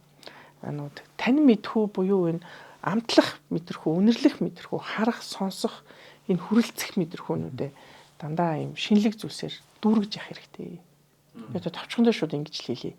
Энэ бол бүр хамгийн сайн тасгал шүү гэсэн үг байхгүй юу? Одоо жишээлбэл юу гэдгийг спортод ч гэсэн бас энэ ажиглагддаг те. Тэгээд компани дээр жишээлбэл нөгөө нэг сэтгэл зүйн хувьд эрүүл мэндэд нөлөөлдөг орчин гэж байгаа шүү дээ. Одоо тэр нарны гэрэл цэцэг ургамал байна уу? Өрөөний одоо гэрэлтүүлэг те өнгө энэ төр ингээд бүх юм хүнд нөлөөлдөг. Гэтэл хүн тэр орчныг өөрчилж болдгоор бол онцлог шүү дээ. Тэгэхээр өөрийнхөө сэтгэл зүйн эрүүл мэндийг анхаарахын тулд тэр орчин чинь одоо би хөдөлгөж болох үйл явц. Тэгэхээр бид нар энийг заавал харах хэрэгтэй ч гэдэг юм уу те. Одоо ийм давтамжит ингээд байнга ингээд тогтмол ингээд байж байгаа сэтгэлгээгээ бид нар жоох эвдэж чадах юм бол ер нь бол бид нар энийг зохицуулах боломжтой. За тэгээ суурь нь юу вэ гэхээр маш сайн нойртой бай.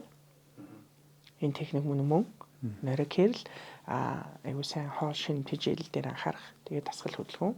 Тэгэхээр энэ гур бол суурь нэмээд бидний нейробик дасгалуудыг аюулсаа хийгээд үзэх юм бол аюул бололцооны боломжтой. Тэгээд нөгөө sound meditation гэдэг нөгөө ай энтер сонсох. Сайн явж үзсэн шүү дээ. Юу ASMR sound тийм. Амар сони юм байна. Sorry дундаас нэр зөвхөн гоё юм байна. Бүр sound meditation бүгд хиймээр байгаа. Deep-тэй бүр ингээ гүн тархин амраад сурах нь бидний хувьд одоо стрессийг бууруулах арга байхгүй юу. За дээр нь болохоор нөгөө нэг одоо жишээлбэл би ингээ хүмүүсээс ингээ сүүлийн үед их асууж байгаа. Өдөр хэд удаа кофе юм уу цай уудаг вэ? Би цай уудаг, кофе их хэрэглэдэг. Цай уудаг. Тэгэхээр хэд удаа? За одоо 7 хоногт 3 удаа юм уу? Кофе. Тэгэхээр кофений хэрэглээч юм байгаа юм биш. Өдөр дуудаг цайны тоо, цайг одоо цайжсан багтаа ус их уудаг юм. Ус их уу? Тэмүүлэн бололтой жинхэнэ кофе хашааж байгаа тийм. Үгүй мө. Чиний ажил ерөөсөө уудаг. Тэг кофений хэрэглээ бол ер нь амар өндөр шүү. Тэгэхээр хараа одоо жишээлбэл би юун дээр ингээд хүмүүс юуг санал болгомоор хин. Ажил дээр хүн өдөрт нэг ажлын цаг дээр нэг 7-8 удаа цай уудаг юм байна. Тэнгүүт тэр хүмүүсийн цай уудаг дадлчин янз бүр байгаа шүү дээ компани дээр. Тэнгүүт хүмүүс ингээд нэг заавал цай уудаг эсвэрүүг алхуул их сайн байгаа. Сэтгэл зүйн эрүүл мэндийн хувьд. Тэгээд тэнд очихоор би одоо тэмүүлэн тийж юм уу чамтаж юм яриа өрнүүлнэ шүү дээ. Энэ сэтгэл зүйн эрүүл мэнд тахгүй юу? За яа төвчсэн би дурыг цайны хэсэгтэр ингээд бид нар ингээд очиод цуглаа. Тэнгүү тэнд ууж байгаа цайг бид нар ингээд юм мэдэрч уухан сэтгэл зүйн эрүүл мэнд тахгүй юу? Тэгэхээр стрессийг бууруулна гэдэг чинь энгийн амьдралын бидний дадал байхгүй. Тэгээ одоо тэрийг ингээд хүн хамгийн түрүүнд цайг уухтай яах юм? Харна штэ мэдрэн, байрна, үнэрлэн, амтлна гэдэг энэ шинэлэг энэ шин мэдрэмжүүд маань бидний амьдралын тэнцвэр юм аа. Тэр стрессээс гарах айгу ингийн энэ бүрийг техник гэж нэрлэдэг байна. Айгу ингийн. Магадгүй техникээр айгу хүн сонсож магадгүй. Гэтэл эн чинь нэг аргачлал байгаад байгаа байхгүй тий. Тэгээд дээр нь юу гэхээр ингээд бид нар ингээд нэг юу гэдгийг үнэрлэх юг айгу их ярьж байгаа одоо бас.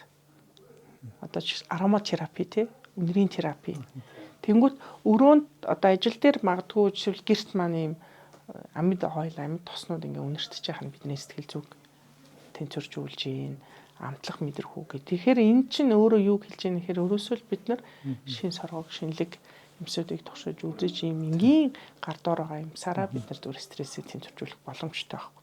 Тэрнээс би ингээл стресстэй байна гэл яваал ингээд өөр юм хайгадахтай олон биш л дээ. Тэнийг хэрэгжилж үзэх. Ялангуяа амьдралынхаа тийм маш их цагийг өнгөрүүлдэг 3-1-ийг өнгөрүүлж байгаа тэр цаг орон зай бол бидний сэтгэл зүйн эрүүл мэндийг ингээд хангаж өгдөг, хайхардаг орон зай байгаасай. Тэр орон зай байхад сэтгэл зүйн үйлчлэгээ өөр аягүй чухал тий.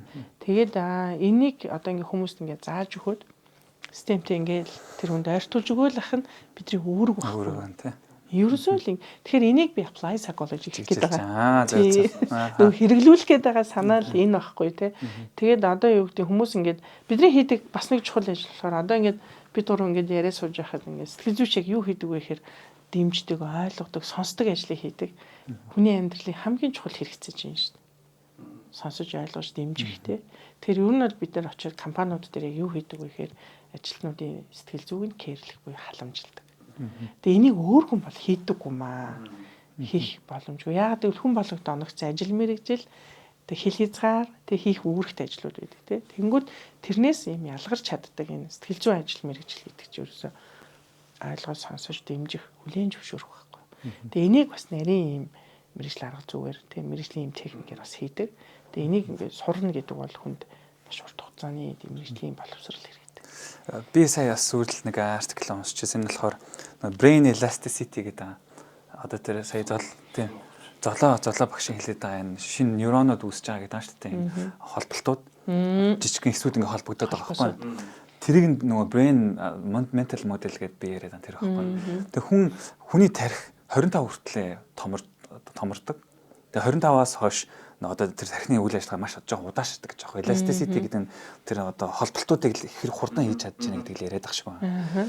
Тэгээд тэгэхээр энэ 25-аас хойш нөгөө stagnant удаашрж байгаа тэр үйл явц дээр нь золоогшин хилдэг саяны нейробик тасгалууд ч юм уу тий. Сая хамгийн том жишээ бол аялж үзэх байгаа нэ тий.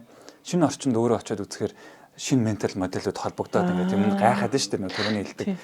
Тэр холболтууд их хэсэг тусам чиний нөгөө нэг одоо тэр хэдүүлээд 60 гараад деменшиа ч юм уу тий. Альцгеймер гэдэг нэг мартдаг өвчнүүд байдаг ч юм уу тэр бүгдээс сэргийлэх боломжуудыг одоо саяны золоогшин хэлсэн нейробик тасгалууд хийгээд байгаа байхгүй. Тэгэхээр 25 хөгжиж байгаа энэ хугацаанд маш олон шин зүйлүүдийг хүүхдүүдэд хийлгэж үзэх залуучууд хийж үзснээрээ ментал модель сайн холбогдно. Маш олон холбоосууд үүснэ.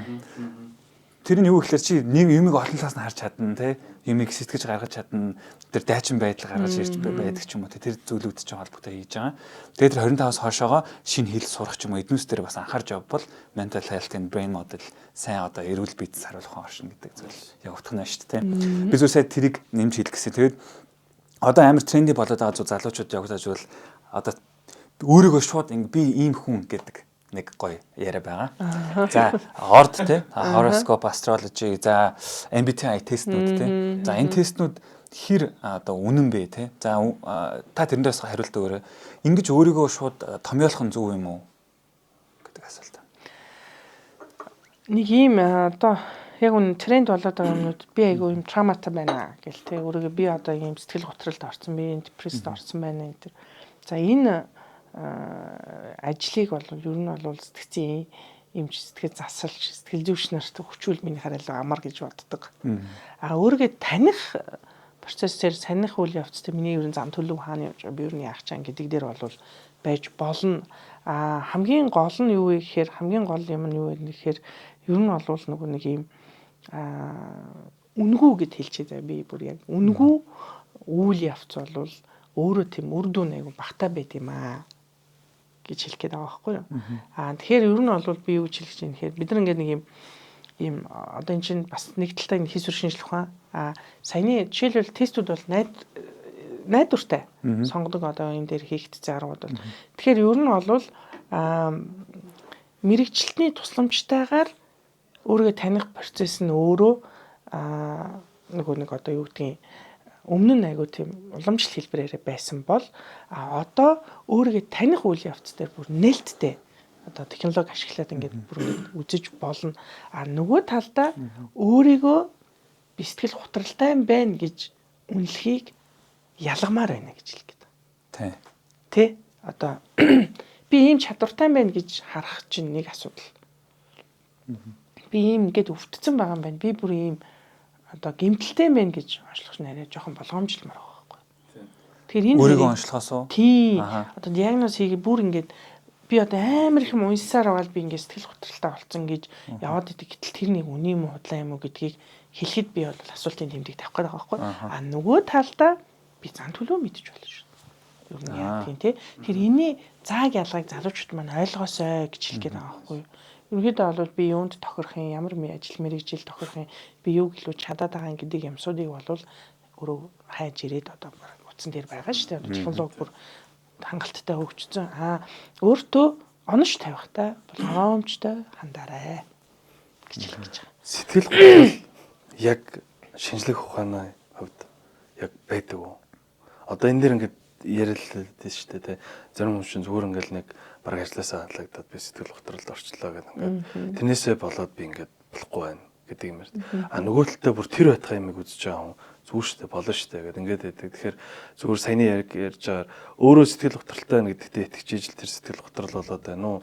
Эсвэл яг үнэндээ юм physically гэх юм одоо mentally яг тийм өвчин байд юм уу? Бага тийм. Байгаа. Бүр одоо сэтгэл готрол гэдэг одоо жишээл магадгүй би нийгэмд ингээд нэг үүссэн бүгдээрээ ингээд сэтгэл готролтой байна бид нар сэтгэл. Тэгэхээр энэ сэтгэл готрол гэдэг юм чи өөрөө бүр physically хүнийг ингээд юм хэлэхгүй шүү дээ. Ерөөсөө ингээд нэг бид нар ингээд нэг хөшгөө хаагаад нэг орондоо ороод нэг ингээд нэг хөвтөд унтчих тэр хэлбэрлэл хүнийг авчиж байгаа байхгүй. Тэгэхээр энэ чи өөрөө хүн бүр үнэхээр хүний сэтгэл хүнд өвдсөн байна л гэсэн үг. Тэндээс бид нар ингэж тэр хүнийг ингэж эрүүл болгох тэр үйл явц чи өөрөө бас энэ заслын маш олон техникийн аргачлаар өөрөө явагдана. Энэ дээр бид нар хувь хүн өөртөө битэн унш тавиач л гэж хэлээд байгаа. Миний гол хэлгээд байгаа санаа. Тэгээд хэрвээ үнэхээр өвдсөн бол мэрэгчлэнүүдэд хандаач тэр хүмүүс маань бидрийг эмчлэх юм аргачлал өнөөдөр дэлхий дээр зөндөө хөгжсөн. Тэгэхээр зайлшгүй хандах ёстой. Магадгүй би сэтгэл готролтой болчихсон юм шиг байна гэдэг дохио мессеж ирсэн бол мэрэгчлэлтэнд л ханд гэж зөвлөх гээд байгаа. Дохио мессеж нь юу вэ? Дохио мессеж нь жишээлбэл одоо юу гэдгийг дуртай байсан зүйлдээ дургу болох, хаашраах тэгээд магадгүй харилцаанд битүүхгүй болох, дур сонирхолгүй болох, ерөөсөө л нөгөө цухтаах, нөгөө ингээд намжим ингээд сайхан байж ах тэр хэлбэрлүүгээ хүн шилжээл явсаар байгаад юунд ч хүсэлгүй, юунд ч дур сонирхолгүй болж байгаа үйл явцаа бид нар анзаарах хэрэгтэй байхгүй юу? Тэ одоо түрүүний миний хэлээд байгаа нөгөө бүр их стрессийг алга болгох арга нөгөө тал эсрэг арга багтана шүү дээ. Гэтэл энэний нөгөө тал руу хэрвээ би яваад байгаа болвол ер нь бол хүн би зөв бүх хүнд юу гэж хэлмээр хүн амьдралдаа нэг тийм онцгой гойд юм олон шийдвэр гаргадаг. Тэгтэл юу үүсэх вэ гэхээр нөгөө нэг тэр тань мэд хүн хүрээ өвөнд хэлнэ гэж ярьж магадгүй аялаад үзчихвэл болно гэж нөгөө эсрэгээрээ юм аялж үзэх байхгүй. Тэгээ юунд ч юм би сонирхолгүй болж эхэлж байгаа байхгүй. Тэгэхээр эн чинь юунд ч ингээд би сонирхолгүй болж байна гэдэг чинь миний асар хитвэх бураад эхэлж байна л гэсэн. Тэгээ ерөөсөө хамгийн нэгдүгээрт ерөөсөө л яг нэг бүх зүйл утга учиргүй болохгүй байгаа. Тийм үү. Жожигролт гэдэг чинь бол тэрэнд орох уу? Сэтгэл готрлын эхний шинж тэмдэг үү тэгвэл хүн болгонд өөр ухраас хүн болгонд өөр ухраас нөгөө шууд үдсэн нэг шууд харуулж байгаа. Бүр маш болгоомжтой хандах хэрэгтэй байхгүй. Тэгээд манайхаа яадаг гэхээр нэг хүн гээд шинжлэх ухааны одоо магадгүй нэг өнцөг ярихаар би яг тэгээд байгаа юм байна гэд.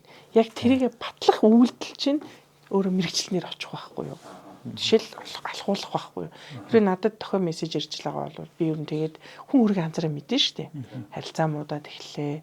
Төх маань бураад ирлээ, дур сонирхол маань байхгүй болчлоо, тий? Тэгээ ер нь бол би ер нь хэвийн биш гэсэн үг байхгүй, хэвийн биш байгаагаа мэдээд эхэлж байгаа бол бид нар хандхал хэрэгтэй. Ингээ хандаад нөгөө нэг жинхэнэ мэрэгжлийн онш маань тэнд тавигдаад тэгээ хэрвээ өвдсөн, хүн дээр өвдсөн байх юм бол урт хугацаанд эмчилгээнд явна шүү дээ. Powered by Mongolia Talent Network. We focus on you. Нэг юм трама гэж сая зөндөө яриад байна шүү дээ, тий. Трама гэдэг яг одоо мэрэгжлийн хүн яг юу гэж тодорхойлох вэ? Яг трамаг. Тэгээд ийм авсан болсон үйл явдлын төвшнөөс шалтгаалж тэр драма болж байна уу? Эсвэл одоо зүгээр нэг юм жоохон бахт нэг юм чанга аянг бууснаас болж драма болох уу? Тэгээ одоо аянг ингээд зөгтөг ч юм уу тийм юмнаас болоод драма болох уу? Эсвэл тэр нэг юм ийм төвшнөөс дээш байж иж гэж одоо яаж ангилт юм бэ? Тэгэхгүй бол миний зүгээр хараад хүн зарим хүмүүс ч өдрөөр л бараг драматад байна гэдэг юм яриад байгаа шүү дээ. Бас онцлох бах тий. Аха. трама гэдэг одоо энэ сэтгцийн гэмтэл гэдэг үг шүү дээ. Энэ чинь сэтгцийн гэмтэл чинь өөрөө нэг үгэн дээр ч үүснэ. Удаан давтамжит хүчирхийллээс ч үүснэ. Аль нь өөрөө трама үүсгэх нь. Гэмтлийг бол бий болгоно. Магадгүй түрүүний хэлж байгаа хүчтэй аянгаж үүсгэх нь ер нь бол ингэ бид нар энэ трама гэж шилээд байгаа сэтгцийн гэмтэл гэдэг байгаа юм маань өөрөөр хэлбэл хизээч ямар ч нөхцөлд ямар ч үйл явдлаас магадгүй үүсэж болно. Гэхдээ нөгөө нэг суур гэж яриа л да. Суур юм сэтгэл зүйн одоо суурийн сэтгэл зүйн асуудал чинь хаана явдгүй гэхээр нөгөө нэг нэлэх нэраа үе шүү дээ. Хүний одоо амьдралын одоо энэ сэтгэл зүйн асуудал маань хаана усын өөрөөр хэлбэл сэтгэл зүйн асуудлын шалтгаан гэдээ яриа заа. Сэтгэл зүйн асуудал гэдэг чинь өөрөө бид нар энийг сэтгэл зүйн асуудлыг үндсэндээ бол сэтгцийн гэмтлэлээр тайлбарлах га би нэг трама авсан байна, траматай холбоотой байна гэд болсон үйл явдлаар нь. Тэгтэл маш олон үйл явдал давтагдаад тэр хүний сэтгэл зүйн асуудал үүссэн байж болно да тий. Эсвэл нийгэмч байсан байж болно. Энийг одоо тодорхойлоход нарийн төвхтөө гэтээ тэр нөгөө нэг сэтгэл зүйн асуудлын суурь шалтгаан нь ерөнхийдөө бол development буюу хүний хөгжлөөр бол нэлэх нэраагүй байхгүй юу. Хин хөвлөд бүрэлдэн бий болсон цаг үе ерөөсөө бүр тэр нэлэхгүй байхгүй. Тэгэхээр энэ үед ихтэйгээ үүсгэж байгаа харилцааны загварууд хэлбэрүүд буюу attachment энэгшлийн айгуу чухал. Энэгшил энд бүх юм нөгөө нэг жинхэнэ анхны тэр нейронуудын хүчтэй холбоосууд одоо энэ хорвоодлохын аюулгүй юм байна, итгэж болох юм байна, намайг хайрлж гин гэдэг энэ мэдрэмж чинь хамгийн анхны мэдрэлээсийн холбоос чинь өөрөө тэр attachment дээр явагдаж байгаа юм. Тэгэхээр энд юу болсон бэ гэдэг энэ трама гэж хэлгээд байгаа юмтай бүр салшгүй холбоотой. Тэгээд том болсон хойно ямар нэгэн үйл явц өрнөл амьдралын энэ процессын асуудлууд чинь түүнийг өдөөж өгч гин үү, түүнийг хамгаалж гин үү гэдэг юм чинь бас чухал байхгүй. Тэгэхээр ерөөсөө сэтгэл зүйн асуудлынхаа шалтгааныг бид нар хаанаас хайх вэ гэхээр бидний энэ хүүхднаас тэр дондоо бүр нэлэх нэрээ үеэдэг юм байна. Тэгээд хамгийн анх хүмүүсийн харилцаанд орж тэр их хүүхдийн хоорондын харилцаа ямар вэ гэдгийг бид нар харах хэрэгтэй. Тэгээ ер нь бол хүний амьдралын тодорхой үеуд байгаа шүү дээ. Хямардаг тэр хямралын гэдэг юм уу тэр сэтгэл зүйн онцлог тэр үе байна. Дараа нь тэр өсвөр нас байна тий. Дараагаар нь бидний 40 насны хямрал байна. Ингээд юм амьдралын онцгой бас үеуд байна. Тэгэнгүүт хамгийн чухал зүйлээ бид нар хаана харах вэ гэхээр бид нар тэр одоо энэгшлийг бас ингээд бүр гойд анхаарах ёстой. Миний нэг мөрөөдөл байдаг. Хүн болгон төрхтөө аюулгүй орчинд нөгөө ийм хангамж дотор гэх юм уу тийм ийм аюу тийм одоо төрх эмнэлгүүдийн одоо тэр орчин нөхцөл бүр ингээд бүр гойдл байх хэрэгтэй гэж хэлгээд байгаа. Тэгэхээр ерөөсөө ингээд хүн ингээд өнөөдрийнхээ асуудлыг ингээд харахаар бол ялчгүй тийшээ өвчлийн сэтгэл судлал руу гүйж орчод байгаа байхгүй юу. Тэгээд одоо трама гэдэг бол өөрөө ямар ч үйл явдал үг процессоос нэг удаагийн байж болно, давтамжтай байж болно, гинти нэг юмнаас байж болно, байнгын үйл явцаас ч өрнж болно. Энэ бол яг тийм юмнаас л гэж юм бол огт байхгүй. Хүн болгоны ялгаатай амьдралын орчин болгоо өөр байгаа шүү дээ. Хүн болгон бас өөр байгаа. Тэгээд хүний хүнийг одоо бие хүн болж бүрдүүлэхэд одоо чухал хэдэн зүйл шүү дээ. Магадгүй генетик хүчин зүйлийг бид нар тэгээд дээр нь бид нар ямар орчинд өсөж тарниваа, ямар газар хооронд өсөж тарниваа гэдэг бол бидний бие хүний бүтэц байхгүй. Тэгэхээр ер нь бол эдгээр маань бидний энэ одоо саяны зүйлсүүдийг одоо бүрдүүлж гол юмнууд нь энэ байхгүй. Би одоо ямар нэг юмнаас айгаагүй, яагаачгүй. Гэхдээ миний удам тийм байсан байж болно шүү гэдэг санааг өсгөх гэдэг байхгүй. Генетик хүчин зүйл аягүй том нөлөөтэй. Тэр энийг бас бид нар ингээд бодхол хэрэгтэй. Магадгүй би эрүүл бас амьдралын даталтаа явж итэл надад юуч тохиолдохгүй ч гэсэн миний хүүхдийн хүүхдэд энэ маань өөрөө нөлөөлөх байхгүй юу? Тэ? Тэгээд одоо гэр бүлийн орчин гэдэг юм чинь дараа нь асар чухал байна. Тэгээд одоо бид нар ямар газар орно нутагт ингээд өсөж таринж гинөө гэдэг нь бол бас нөлөөтэй. Тэгэхээр ер нь бол хүнийг бүтээж авах юм чинь холбоотой л гэсэн үг. Гоё асуулт, гоё ч дэлгэрэнгүй айгуугаа хариултлаа тий. Би бас энэ сүүлийн үед энэ үүслийн сэтгэл зүй гэж орчуулад байгаа өөрөө болохоор evolutionary psychology гэж яваад байгаа. Одоо генетиктэй холбоотой тийм. Тэгээд ерөнхийдөө бол маш товчхондоо бол энэ evolution болон энэ биологи хоёр ингээд psychology биологи хоёр ингээд холилдохороо бид нар чинь дандаа юм эсийн бүрдэл кодууд байгаад байгаа байхгүй. Одоо энэ жижигхэн микроскопоор ингээд харахад бид дандаа эсүүд ингээд холбогдсон байгаа шүү дээ. Тэр эсүүд чи одоо ингээд 5 сая эсийн 5 сая жилийн өмнөх эс ингээд одоо амьд үлдсэн байгаа байхгүй. Амьдэрсэн байгаа байхгүй. Тэгээ тэр ингээд маш олон зүйлүүд ингээд туулж амьдарч байгаа шүү дээ. Тэнгүүд энэ эсийн төвшин чинь харж чадах юм бол ерөөсө хоёрхан чи зорилгын талаар амьдарч байгаа. Нэгт нь дөрөвний хэлдэг тэмцэл одоо амьд үлдэх тэмцэл. Хоёрт нь болохоор reproduction буюу дахиж генетик үлдээх те. Нөгөө генетик код чинь үлдэж байгаа байхгүй. Тэгэхээр энэ генетикийн код үлдэхдээ ингээд кодлогдоод үлдэн заяа. Тэгэхээр чамд байгаа янз бүрийн сэтгцэн өвчин те деменшиа хэдэн насны зүйлүүд таны зоологч шиг 2-3 үеийн дараа баг гарч ирнэ те. Тэгэхээр үр удмаа хараа гэдэг учир нь тэндээ байгаад байгаа гэж бас ойлгож байгаа те.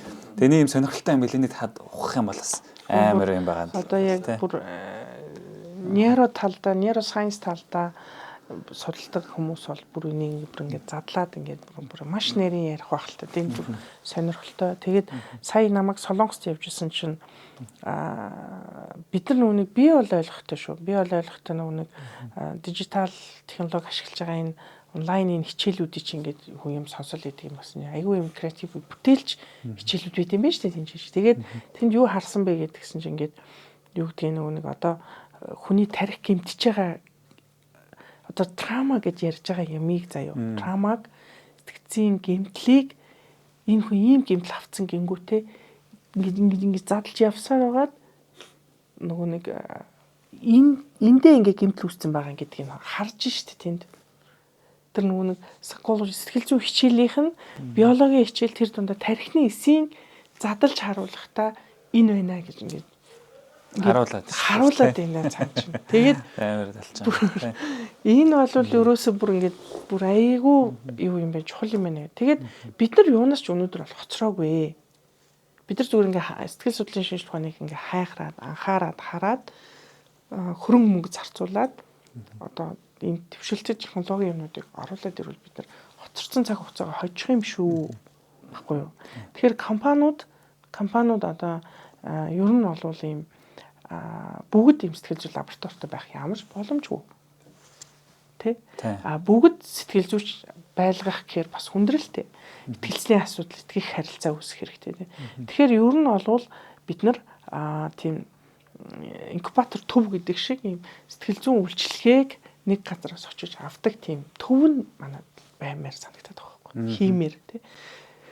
Хамгийн чухал юм чи одоо шил байгууллагын сэтгэл судлал, удирдлагын сэтгэл судлал, бизнесийн сэтгэл зүй энэ ч өөрөө тусдаа байхгүй. Байгууллага хэрэг илүү хүний нөөц талдаа ажиллана. Бизнес хэрэг бизнес зохион байгуулахтай холбоотой юмнууд орж ирнэ. Манлайлал, удирдлага одоо нэг SEO тий.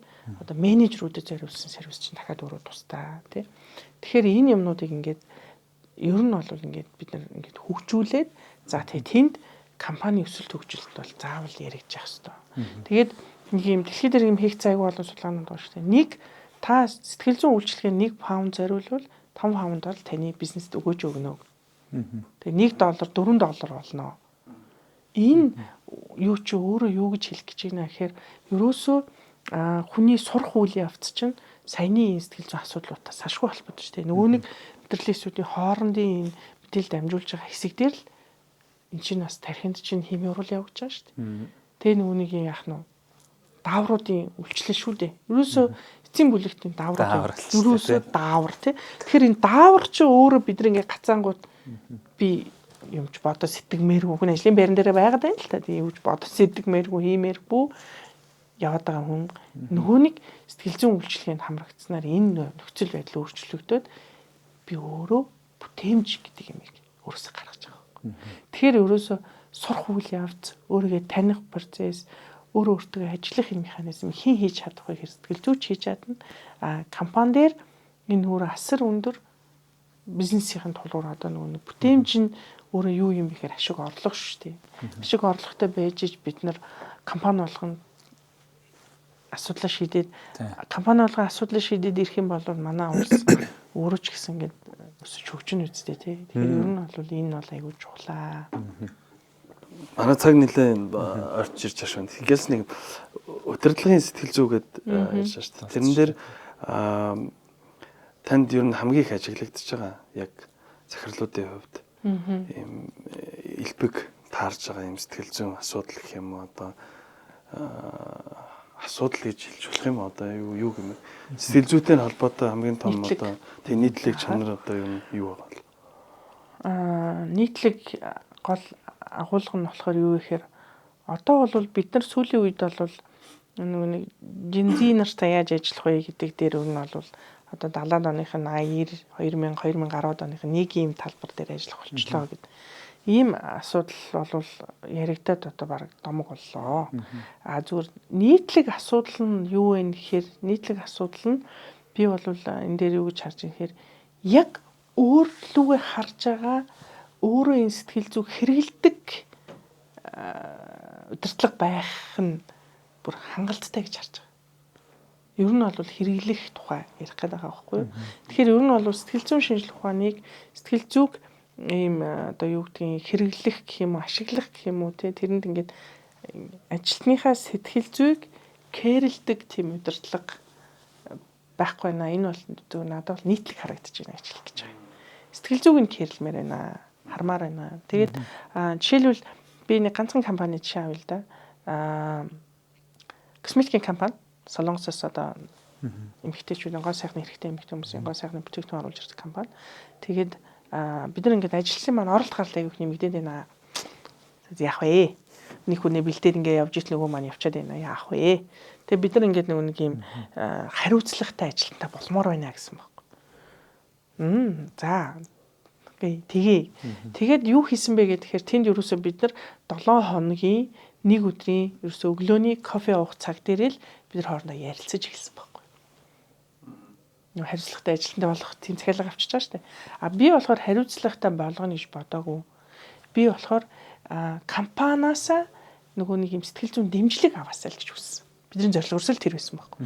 Компаниас сэтгэл зүйн дэмжлэг авна гэдэг бол тогтож үлдэх бүр суурь шалтгаан шүү. Тэгэхээр захирлуудын гаргаж байгаа нийтлэг алдаа сэтгэл зүгийг хайхрахгүй гэж хэлж байгаа. Нэгдүгээр, хоёрдугаар өөрийнхөө сэтгэл зүг хайхрахгүй. Өөрийгөө үл хайхарч байна. Үл хайхрах гэж ярьж байгаа шүү дээ.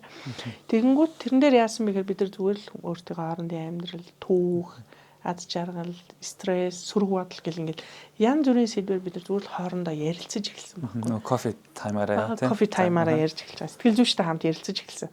Ингээд компани 11 сарын дараа нэг хүн нэмэгдэж, нэг хүн гарсан үр дүнгээр дууссан. Одоо маш доктортой явж байгаа. Гэхдээ энэ компани бол одоо тэр сервис аваад 2 жил өнгөрч байгаа учраас одоо 3 дахь жил рүү ороод дахиад энэ сервисийг дахиад өргөжлүүлэх хэрэгтэй. Нөө интервал байгаа байхгүй юу? Ерөөсө томоохон компани бол 1 жилийн хугацаанд сэтгэл зүйн үйлчилгээ авахд 1 жилийн хугацаанд авахд 3-5 жил доктортой байх боломжийг хангаж өгдөг байхгүй юу? 6 сарын хугацаанд үйлчилгээ авахд 1 жил 2 жил тэр компани хэрэггүй байхгүй юу? Тэг хүний чадвар гэдэг юм хүний энэ амьдралын дадал чинь 6-8 сар хадгалагдаад байж байгаа байхгүй. Тэгэхээр би ямар нэг юмыг гэд харж байгаа. Тэгэхээр ерөөсөө компани бол ажилтныхаа сэтгэл зүг кэрл буюу дэмжиж байгаа тэр мэдрэмжийг ямар л бол ямар мянган аргаар өгөх боломжтой. Энийг одоо сэтгэл зүйчтэй хамтарч хийхээсэй. Тэнийг ерөөсөө ингээд зардал гэж битгий хараасай. Нийтлэг алдаа нь энэ юм болоо да гэж харж байгаа. Тэгээ тэр хүн ажилтны хойно гэр бүл байгаа, хүүхэд байгаа гэдэг хийж мартаж байна. Тэр хамаагүй гэдэг. Минийхэр бол хамгийн хамаатай санагдаад байдаг байхгүй юу? Тэ? Тэр хүний чинь амьдралтай ажилтны маань амьдрал нь сэтгэл зүйн асуудал нь бид нар мэдэх хэрэгтэй байхгүй юу? Энэ хүн юу болж ийн, яаж ийн, ингэж ийн. Хэрвээ ингээд тоохгүй хайжл байгаа бол энэ бол одоо үед бол алтай юм болоо даа л гэж би харж байна. Тийм сая золоо агш маань байгууллагуудад хамтарч ажилладаг гэдэг юг бас дурдлаа тийм. Та энийг илүү нэг IIP-гээр дэмжиж ажилладаг гэж ойлгож болох уу? Тийм ерөөсөн маань IIP-ийн үйлчлэгээнүүдийг хийж байгаа. Ялангуяа өнгөрсөн онд бид нар нэг томоохон нэг 7 компанитай яг гэрээтэй ажиллаж байгаа. Тэгэхээр ерөөсөө байгууллага болгон сэтгэл зүйн үйлчлэгээ авахын ач тусыг ярих нь илүүч байх гэж бодож байна. А нөгөө талдаа бид нар юу хийдэг юм бэ гэдг нь ерөөсөө саяныхаар сэтгэл зүйн дэмжлэг шүү. Сэтгэл зүйн дэмжлэг авна гэдэг бол өөр асар чухал зүйл. Тэгээ бид нар юу хийдэг вэ? Онцлож, үнэлж, судалж, сургалт хөгжүүлэлт хийж тэгээд дээр нь бид нар юм сэтгэл зүйн тренинг зохион байгуулдаг. Тэгээд зөвлөх үйлчлэгээ санал болгодог. Зөвлөгөө авах гэдэг чинь ерөөсөө л хүнийг нэг юм цоошны нөхөр амьдралыг харж исэн бол цохоор харуулахын таны мэдхүүл явц чинь өөрөө зөвлөгөөний цаана явж байгаа. Тэгэд хүн өнөөдөр үстэй компани дээрээ очиод сэтгэлийн одоо гүнд байгаа тэр хүн бүрээс нууцсан тэр ийм ичих мэдрэмжтэй холбоотой ийм сэтгэл зүйн асуудлаа хүн хэн хүнд ярихгүй шүү дээ. Харин энэ бол жинхэнэ мэрэгжлийн сэтгэл зүйч юм очиод ярих зүйл байхгүй. Энийг ярьж чадсанараа тэр хүний амьдралд магадгүй хэрвээ компани дээр энэ үйлчлэгээ явж байгаа бол та тэр хүнд бүр ингээд хаанаас ч олж авч чадахгүй амьдралын яц жаргалыг өгч байна гэсэн. Энэ бол тэр ажилтны өөрийнх нь хувь хүнийх нь хүсэл төвчлийг дэмжиж өгч байна. Дээр нь гэр бүлт нь ямар гайхамшигтай юм хийж гин гэж. Ерөөсөө сэтгэл зүйн асуудал гэдэг чинь алга эргүүлэх дайны өөрчлөгдөж болох юм байхгүй юу? Энэ ийм л хүн энүүгээрээ л байна гэж юм ороо тэр байхгүй шүү дээ. Генетикийн хүчин зүйлийг бид нэр өөрчилж чадахгүй ч магадгүй. Гэхдээ ойлголтыг яагаад өөрчилж болохгүй гэж. Хандлагыг яагаад өөрчилж болохгүй гэж. Харилцааг нь яагаад өсгөж болохгүй гэж. Харилцах чадвар чинь өснө үсттэй тий. Бид нар яг ийм харилцаатайгаа төрөөгүй шүү дээ тий. Нийгмээс олж авч болох, өөрчлөгдөж болох бүх зүйлсийг өөрчлөгдөхөд нь туслана. Зүгээр л туслана. Өөрөө өөрийнхөө асуудлыг олж харахад нь туслана. Тэгээд амьдралын одоо амьдралаас авах тэр сэтгэл ханамжийг нь бид нар нэмж өгөх гээд байгаа. Тэгэхээр эн чинь ийм сэтгэл зүйч хийх л ажил байгаа. Ер нь бас ингээд Монгол ийм эрэгтэй хүмүүсийн ер нь хэд ийм сэтгэлийн буглаа ихтэй явдаг юм уу гэж би хараад байгаа. Тийм. Тэгээд ингээд нөгөө нэг компани дээрээ сэтгэл зүй үйлчлэгээ авах нь ийм одоо юу гэдгийг ичих мэдрэмжтэй энэ сул дорой байдал би ер нь асуудалтайгаа хүмүүсээс нууя гэсэн байгалийн өөрийгөө хамгаалах инстинкт шүү. Гэхдээ энэ нь миний амьдралд ингээд насан туршид минь байх юм бол саад дотор байхгүй юу. Тэр энийгээ эвдээд маска авч хайж агаад сэтгэл зүйн үйлчлэгэнд очих нь хэвийн зүйл гэдгийг хүн болгоо ойлгоосой тий. Тэр дундаа удирдлага нь бүр манлайлаасай. Тийм байгууллагууд одоо бас ийм үйлчлэгээ авдаг. Яг бас ингээл жирийн одоо арт иргэд манд ч юм уу тий. Яг бас хаашаа хандхаа сайн мэддэггүй. Тэгэл одоо гэтээ одоо сүүлийн үед бол бас айгүй хүмүүс их хандаж сэтгэл зүйчтэй уулзч яадаг болсон байлээ тий. Тэгээ одоо энэ бас өндөр түвшний CEO-нууд хүртэл айгүй тийм тустай бас гадны дотны ингээл хүмүүстэй их ярилцаж их юу сонсдог болсон байлээ. Тэр нь бол энэ яг тийм золоош хэлтгэр маш чухал тий. Тэгээд дээр нь энэ үйлчлэгийн дотор ч нэг технологи ашигласан хөлбөр зөндөө шүү дээ. Жишээл утсаар зөвлөгөө авч болж байна, чатаар зөвлөгөө авч болж байна, онлайн зөвлөгөө авч болж байна, биеэр ирээд авч болж байна. Орон зай цаг хугацаанд зүйл хамааран бид нар хаанч оршиж болоод хүмүүсийн сайн сайхан амьдралд дэмжлэг үзүүлэх боломжийг эрэлхийлдэг сянар байгаасаа, эрэлхийлдэг байгууллага байгаасаа. Тэгээд ер нь одоо цаг хугацаа ингээд урсаал явж байгаа шүү дээ тий. Тэгэхээр энэ зүйл донд бид нар өөрсдөөс ингээд хайхраад хараад компани дэмжинэ гэдэг бол өөрөө айгүй гайхалтай дэмжлэг гэж би бол хувьдаа боддог. Одоо ингээд компаниуд 3 дахь жилдээ үйлчлэгээ аваад явж байгаа компаниудын нөгөө нэг ашиг орлого нэмэгдэж байна, бүтээмж нэмэгдэж байна. Түүнийг дагаад доктортой адил үүсэж байна. Тэгэхээр энэ сэтгэл зүйн доктортой адил чааз жаргал мөн шүү дээ. Тэ. Тэгээд дээр нь ийм сайхан харилцаанууд үүсэж байна. Ерөөсөө хүн харилцаанд гэмтэж, харилцаанд итгэдэг амьдралын хамгийн чухал мөн чанар өөр харилцаа. Тэгэхээр энэ харилцааг бид нар одоо кэрлэх нь аягүй чухлаа. Энэ бол өөрчлөгдөх зүйл шүү л гэж хэлэх гэсэн. Манай нэвтрүүлэг маань ер нь бол өндөрлөгтэй шинэ хандж байгаа залгашаа. Тэгээд бид хоёрын бас зочноос асуудаг зүйл бол work life integration гэж яриад байгаа маань тэмүүлэн. Юу юм гэхээр одоо энэ бас стресстэй нийгэм дотор өөрийгөө бас стрессээ яаж менежмент хийх вэ те тийх дадлууд нь илүү эерэг дадлууд нь юу гэдэг гэх мэт чинь та таажсан сая зөндөө дурдлаа та яаж өөрийнхөө сэтгэл зүйн байдлаа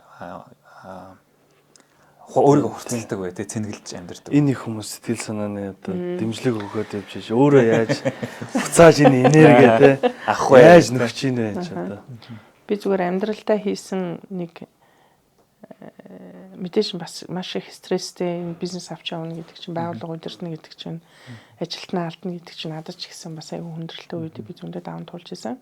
Тэгээд дээр нь надад юу аюу чухал санагдсан бэ гэхээр одоо төвлөрөх техник надад тус болсон гэж би одоо эргэж харахтаа боддог.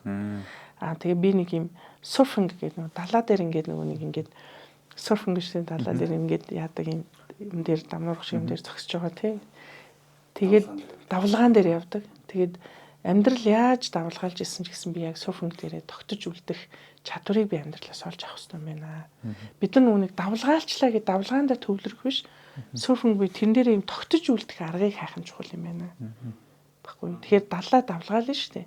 Заримдаа ингээд юу ч давлгаалахгүй ингээд намуухан байр surfing бид нар явж чадахгүй шүү дээ. Тэгэхээр амьдрал өөр аим шуурган дунд явах үйл явц тий. Тэгээ бид нар энэнд би ингээд тогтож үлдэх аргаа би хайдаг. Нүг асуудалтай төвлөрөх шийдэл рүүгээ харж чадах тийм сэтгэл зүйг би өөрөө бий болох хэрэгтэй юм байна. Нэгдүгээр хоёрдугаар зүгээр энгийнээр бол би нойрон дээр ажиллаж эхэлсэн. Ер нь бол нойр айгүйх кэрлсэн. Надад унтах айгүй чухал юм байна. Нойрыг бол кэрлж эхэлсэн. Дараагийнх нь болохоор юу вэ гэхээр одоо ямар ч асуудлыг өөрөөсөө хайх. Энэ наттай холбоотой гэдэг би мэдчих эхэлсэн. Одоо жишээлбэл компани асуудал, компани удирдлагаас, дарга захирлаас болоод байгаа юм биш, орчноос болоод миний хажууд байгаа хин нэгнээс болоод байгаа гэхээсээ илүү би дандаа өөрөөсөө хайх, өөрийнхөө зан үйлийг ойлгохыг хичээж эхэлсэн цаг үеэс илүү би тайвширч эхэлсэн. Энэ бол миний амьдрал аюух тус болсон. Одоо жишээлбэл өнөөдөр ингээд залуучууд нэ зээлнээс зээлний хооронд, өрнөөс өрний хооронд бүгд яг адилхан л амьдарч байгаа. Тэ? Одоо яг адилхан хэм маяг донд, үзэл санаан донд яг адилхан бид утаан дотор адилхан бөглөрөл дундаа амьдарч штэ тэ.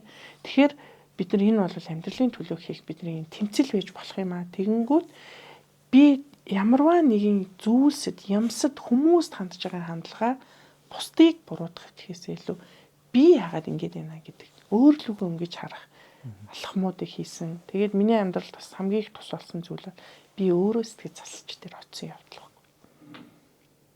Тэгэхээр ер нь бол сэтгэл зүйч хүмүүс ч бас тийм замыг сонгох хэрэгтэй тий.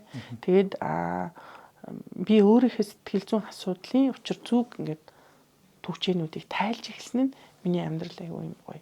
Эрэг юм. Одоо жишээлбэл ингээд төсөөлөхөд дүүрэн амьсгалах, бүтэн амьсгалах тэр боломжийг өөртөө олгож өгсөн юм аа. Энэ бол надад аягүй чухал тий. Тэгээд ямарваа нэгэн зүйлсийг одоо зүйлс дээр найзгаа ч юм уу, аав ээжигээ ч юм уу тий, хань ижлээ ч юм уу, компанийнхаа хүмүүсийг ч юм уу, ямар нэгэн нөхцөлийг, ямар нэгэн хэн нэгнийг буруутгаж шүүж дүгнэх гэхээсээ илүү энэ ямарваа нэгэн зүйлсийг би харж байгаа үнцэг тусгаж байгаа тусгалаа илүү ингээд олох гэж хичээсэн. Тэгээд энд маань миний мэрэгчл тусалсан байх гэж боддог. Тэгээд намайг одоо илүү амьдралаас илүү юм сайхан, илүү тайван байхад тусалсан зүйлсүүд маань эднэр. Төвшөө цаашаа ингээд хөгжөөд бас явж байгаа. Тэгээд тэр болгон бас энийг би ярьдгүй юм байна. Тийм шүү дээ. Би сая ингээд ярьсан тий. Тэгэхээр одоо ч нэг ментал моделуудаа та ингээд тий бодоод тий бид нар амьдралд ингээд шүүх хэрэггүй гэдгийг бас хэлмээр. Хин нэг битээ шүүгээрээ. Өөрлөгөө эхлээд өнгөөлөх гэсэн тий. Тийм өөрлөгөө эхлээд өнгөөгөө. Тэгээ хин нэгнээс ингээд буруу хайх биш. Нэг хин нэгнийг юм дүгндэг, шүүдэг, харьцуулдаг энэ харилцаа бидний хэмтээд юм аа. Тэгээд энийг болж өгвөл бид нар өөрсдөө хийхгүй байл. Хүнийг ингээд байгаагаар нь хүлээж авахын хүнлэг инэрэнгүй нийгмийг бид нар хүсэж байгаа. Хүнлэг инэрэнгүй нийгэм гэдэг нь магадгүй сэтгэл зүйн зөөлөн болгож харагдуулж иж магадгүй. Гэтэ энийг бид хүсдэг шүү. Тэ ийм байгууллага байгаасаа, ийм хувь хүмүүс байгаасаа, ийм хүүхдүүдийг бид нар төрүүлээсээ, ийм нийгэм бий болоосаа. Тэгээ манай IP бол энд нэг жоохон ч гэсэн хувь нэмэр оруулахаас ингэж зорж байгаа байгууллага. Тэгээ компаниуд бас энийг маань аваасаа тий нэвтрүүлээсээ. Тэгээ энэ бол бидний хамтын зорилго байгаа хаа гэж боддог. Тийм үү. За айгүй гоё үгээр одоо өндөрлүүлж чинь тий. Тэгээ золоогчтой манай багийн урилгыг авч одоо энэ бас завгүй амьдралынхаа нэг хэсгээс ирж хуваалцсанд маш их баярлалаа. Тийм тэгээд золоогчтой амжилт. Тэгээд бас манай Монголын сэтгэл судлалын салбар илүү хөгжөөсөө тэгээд илүү судалгаан дээр суурилж одоо манай нүүдэлчин аж ахуй оюунхан сэтгэл зүг бас илүү тод гаргаж ирж бид нар таниулаасаа гэдэг ерөөлөөр тий одоо нэвтрүүлгээ өндөрлүүлж байна. Баярлалаа залаач. За баярлалаа та бүхэнд бас сайхан яриа байлаа. За баярлалаа. За тэгээд үзэгчтэй баярлалаа. Тэгээд дараагийн дугаар уулзлаа баяр та. Powered by Mongolia Talent Network, we focus on you.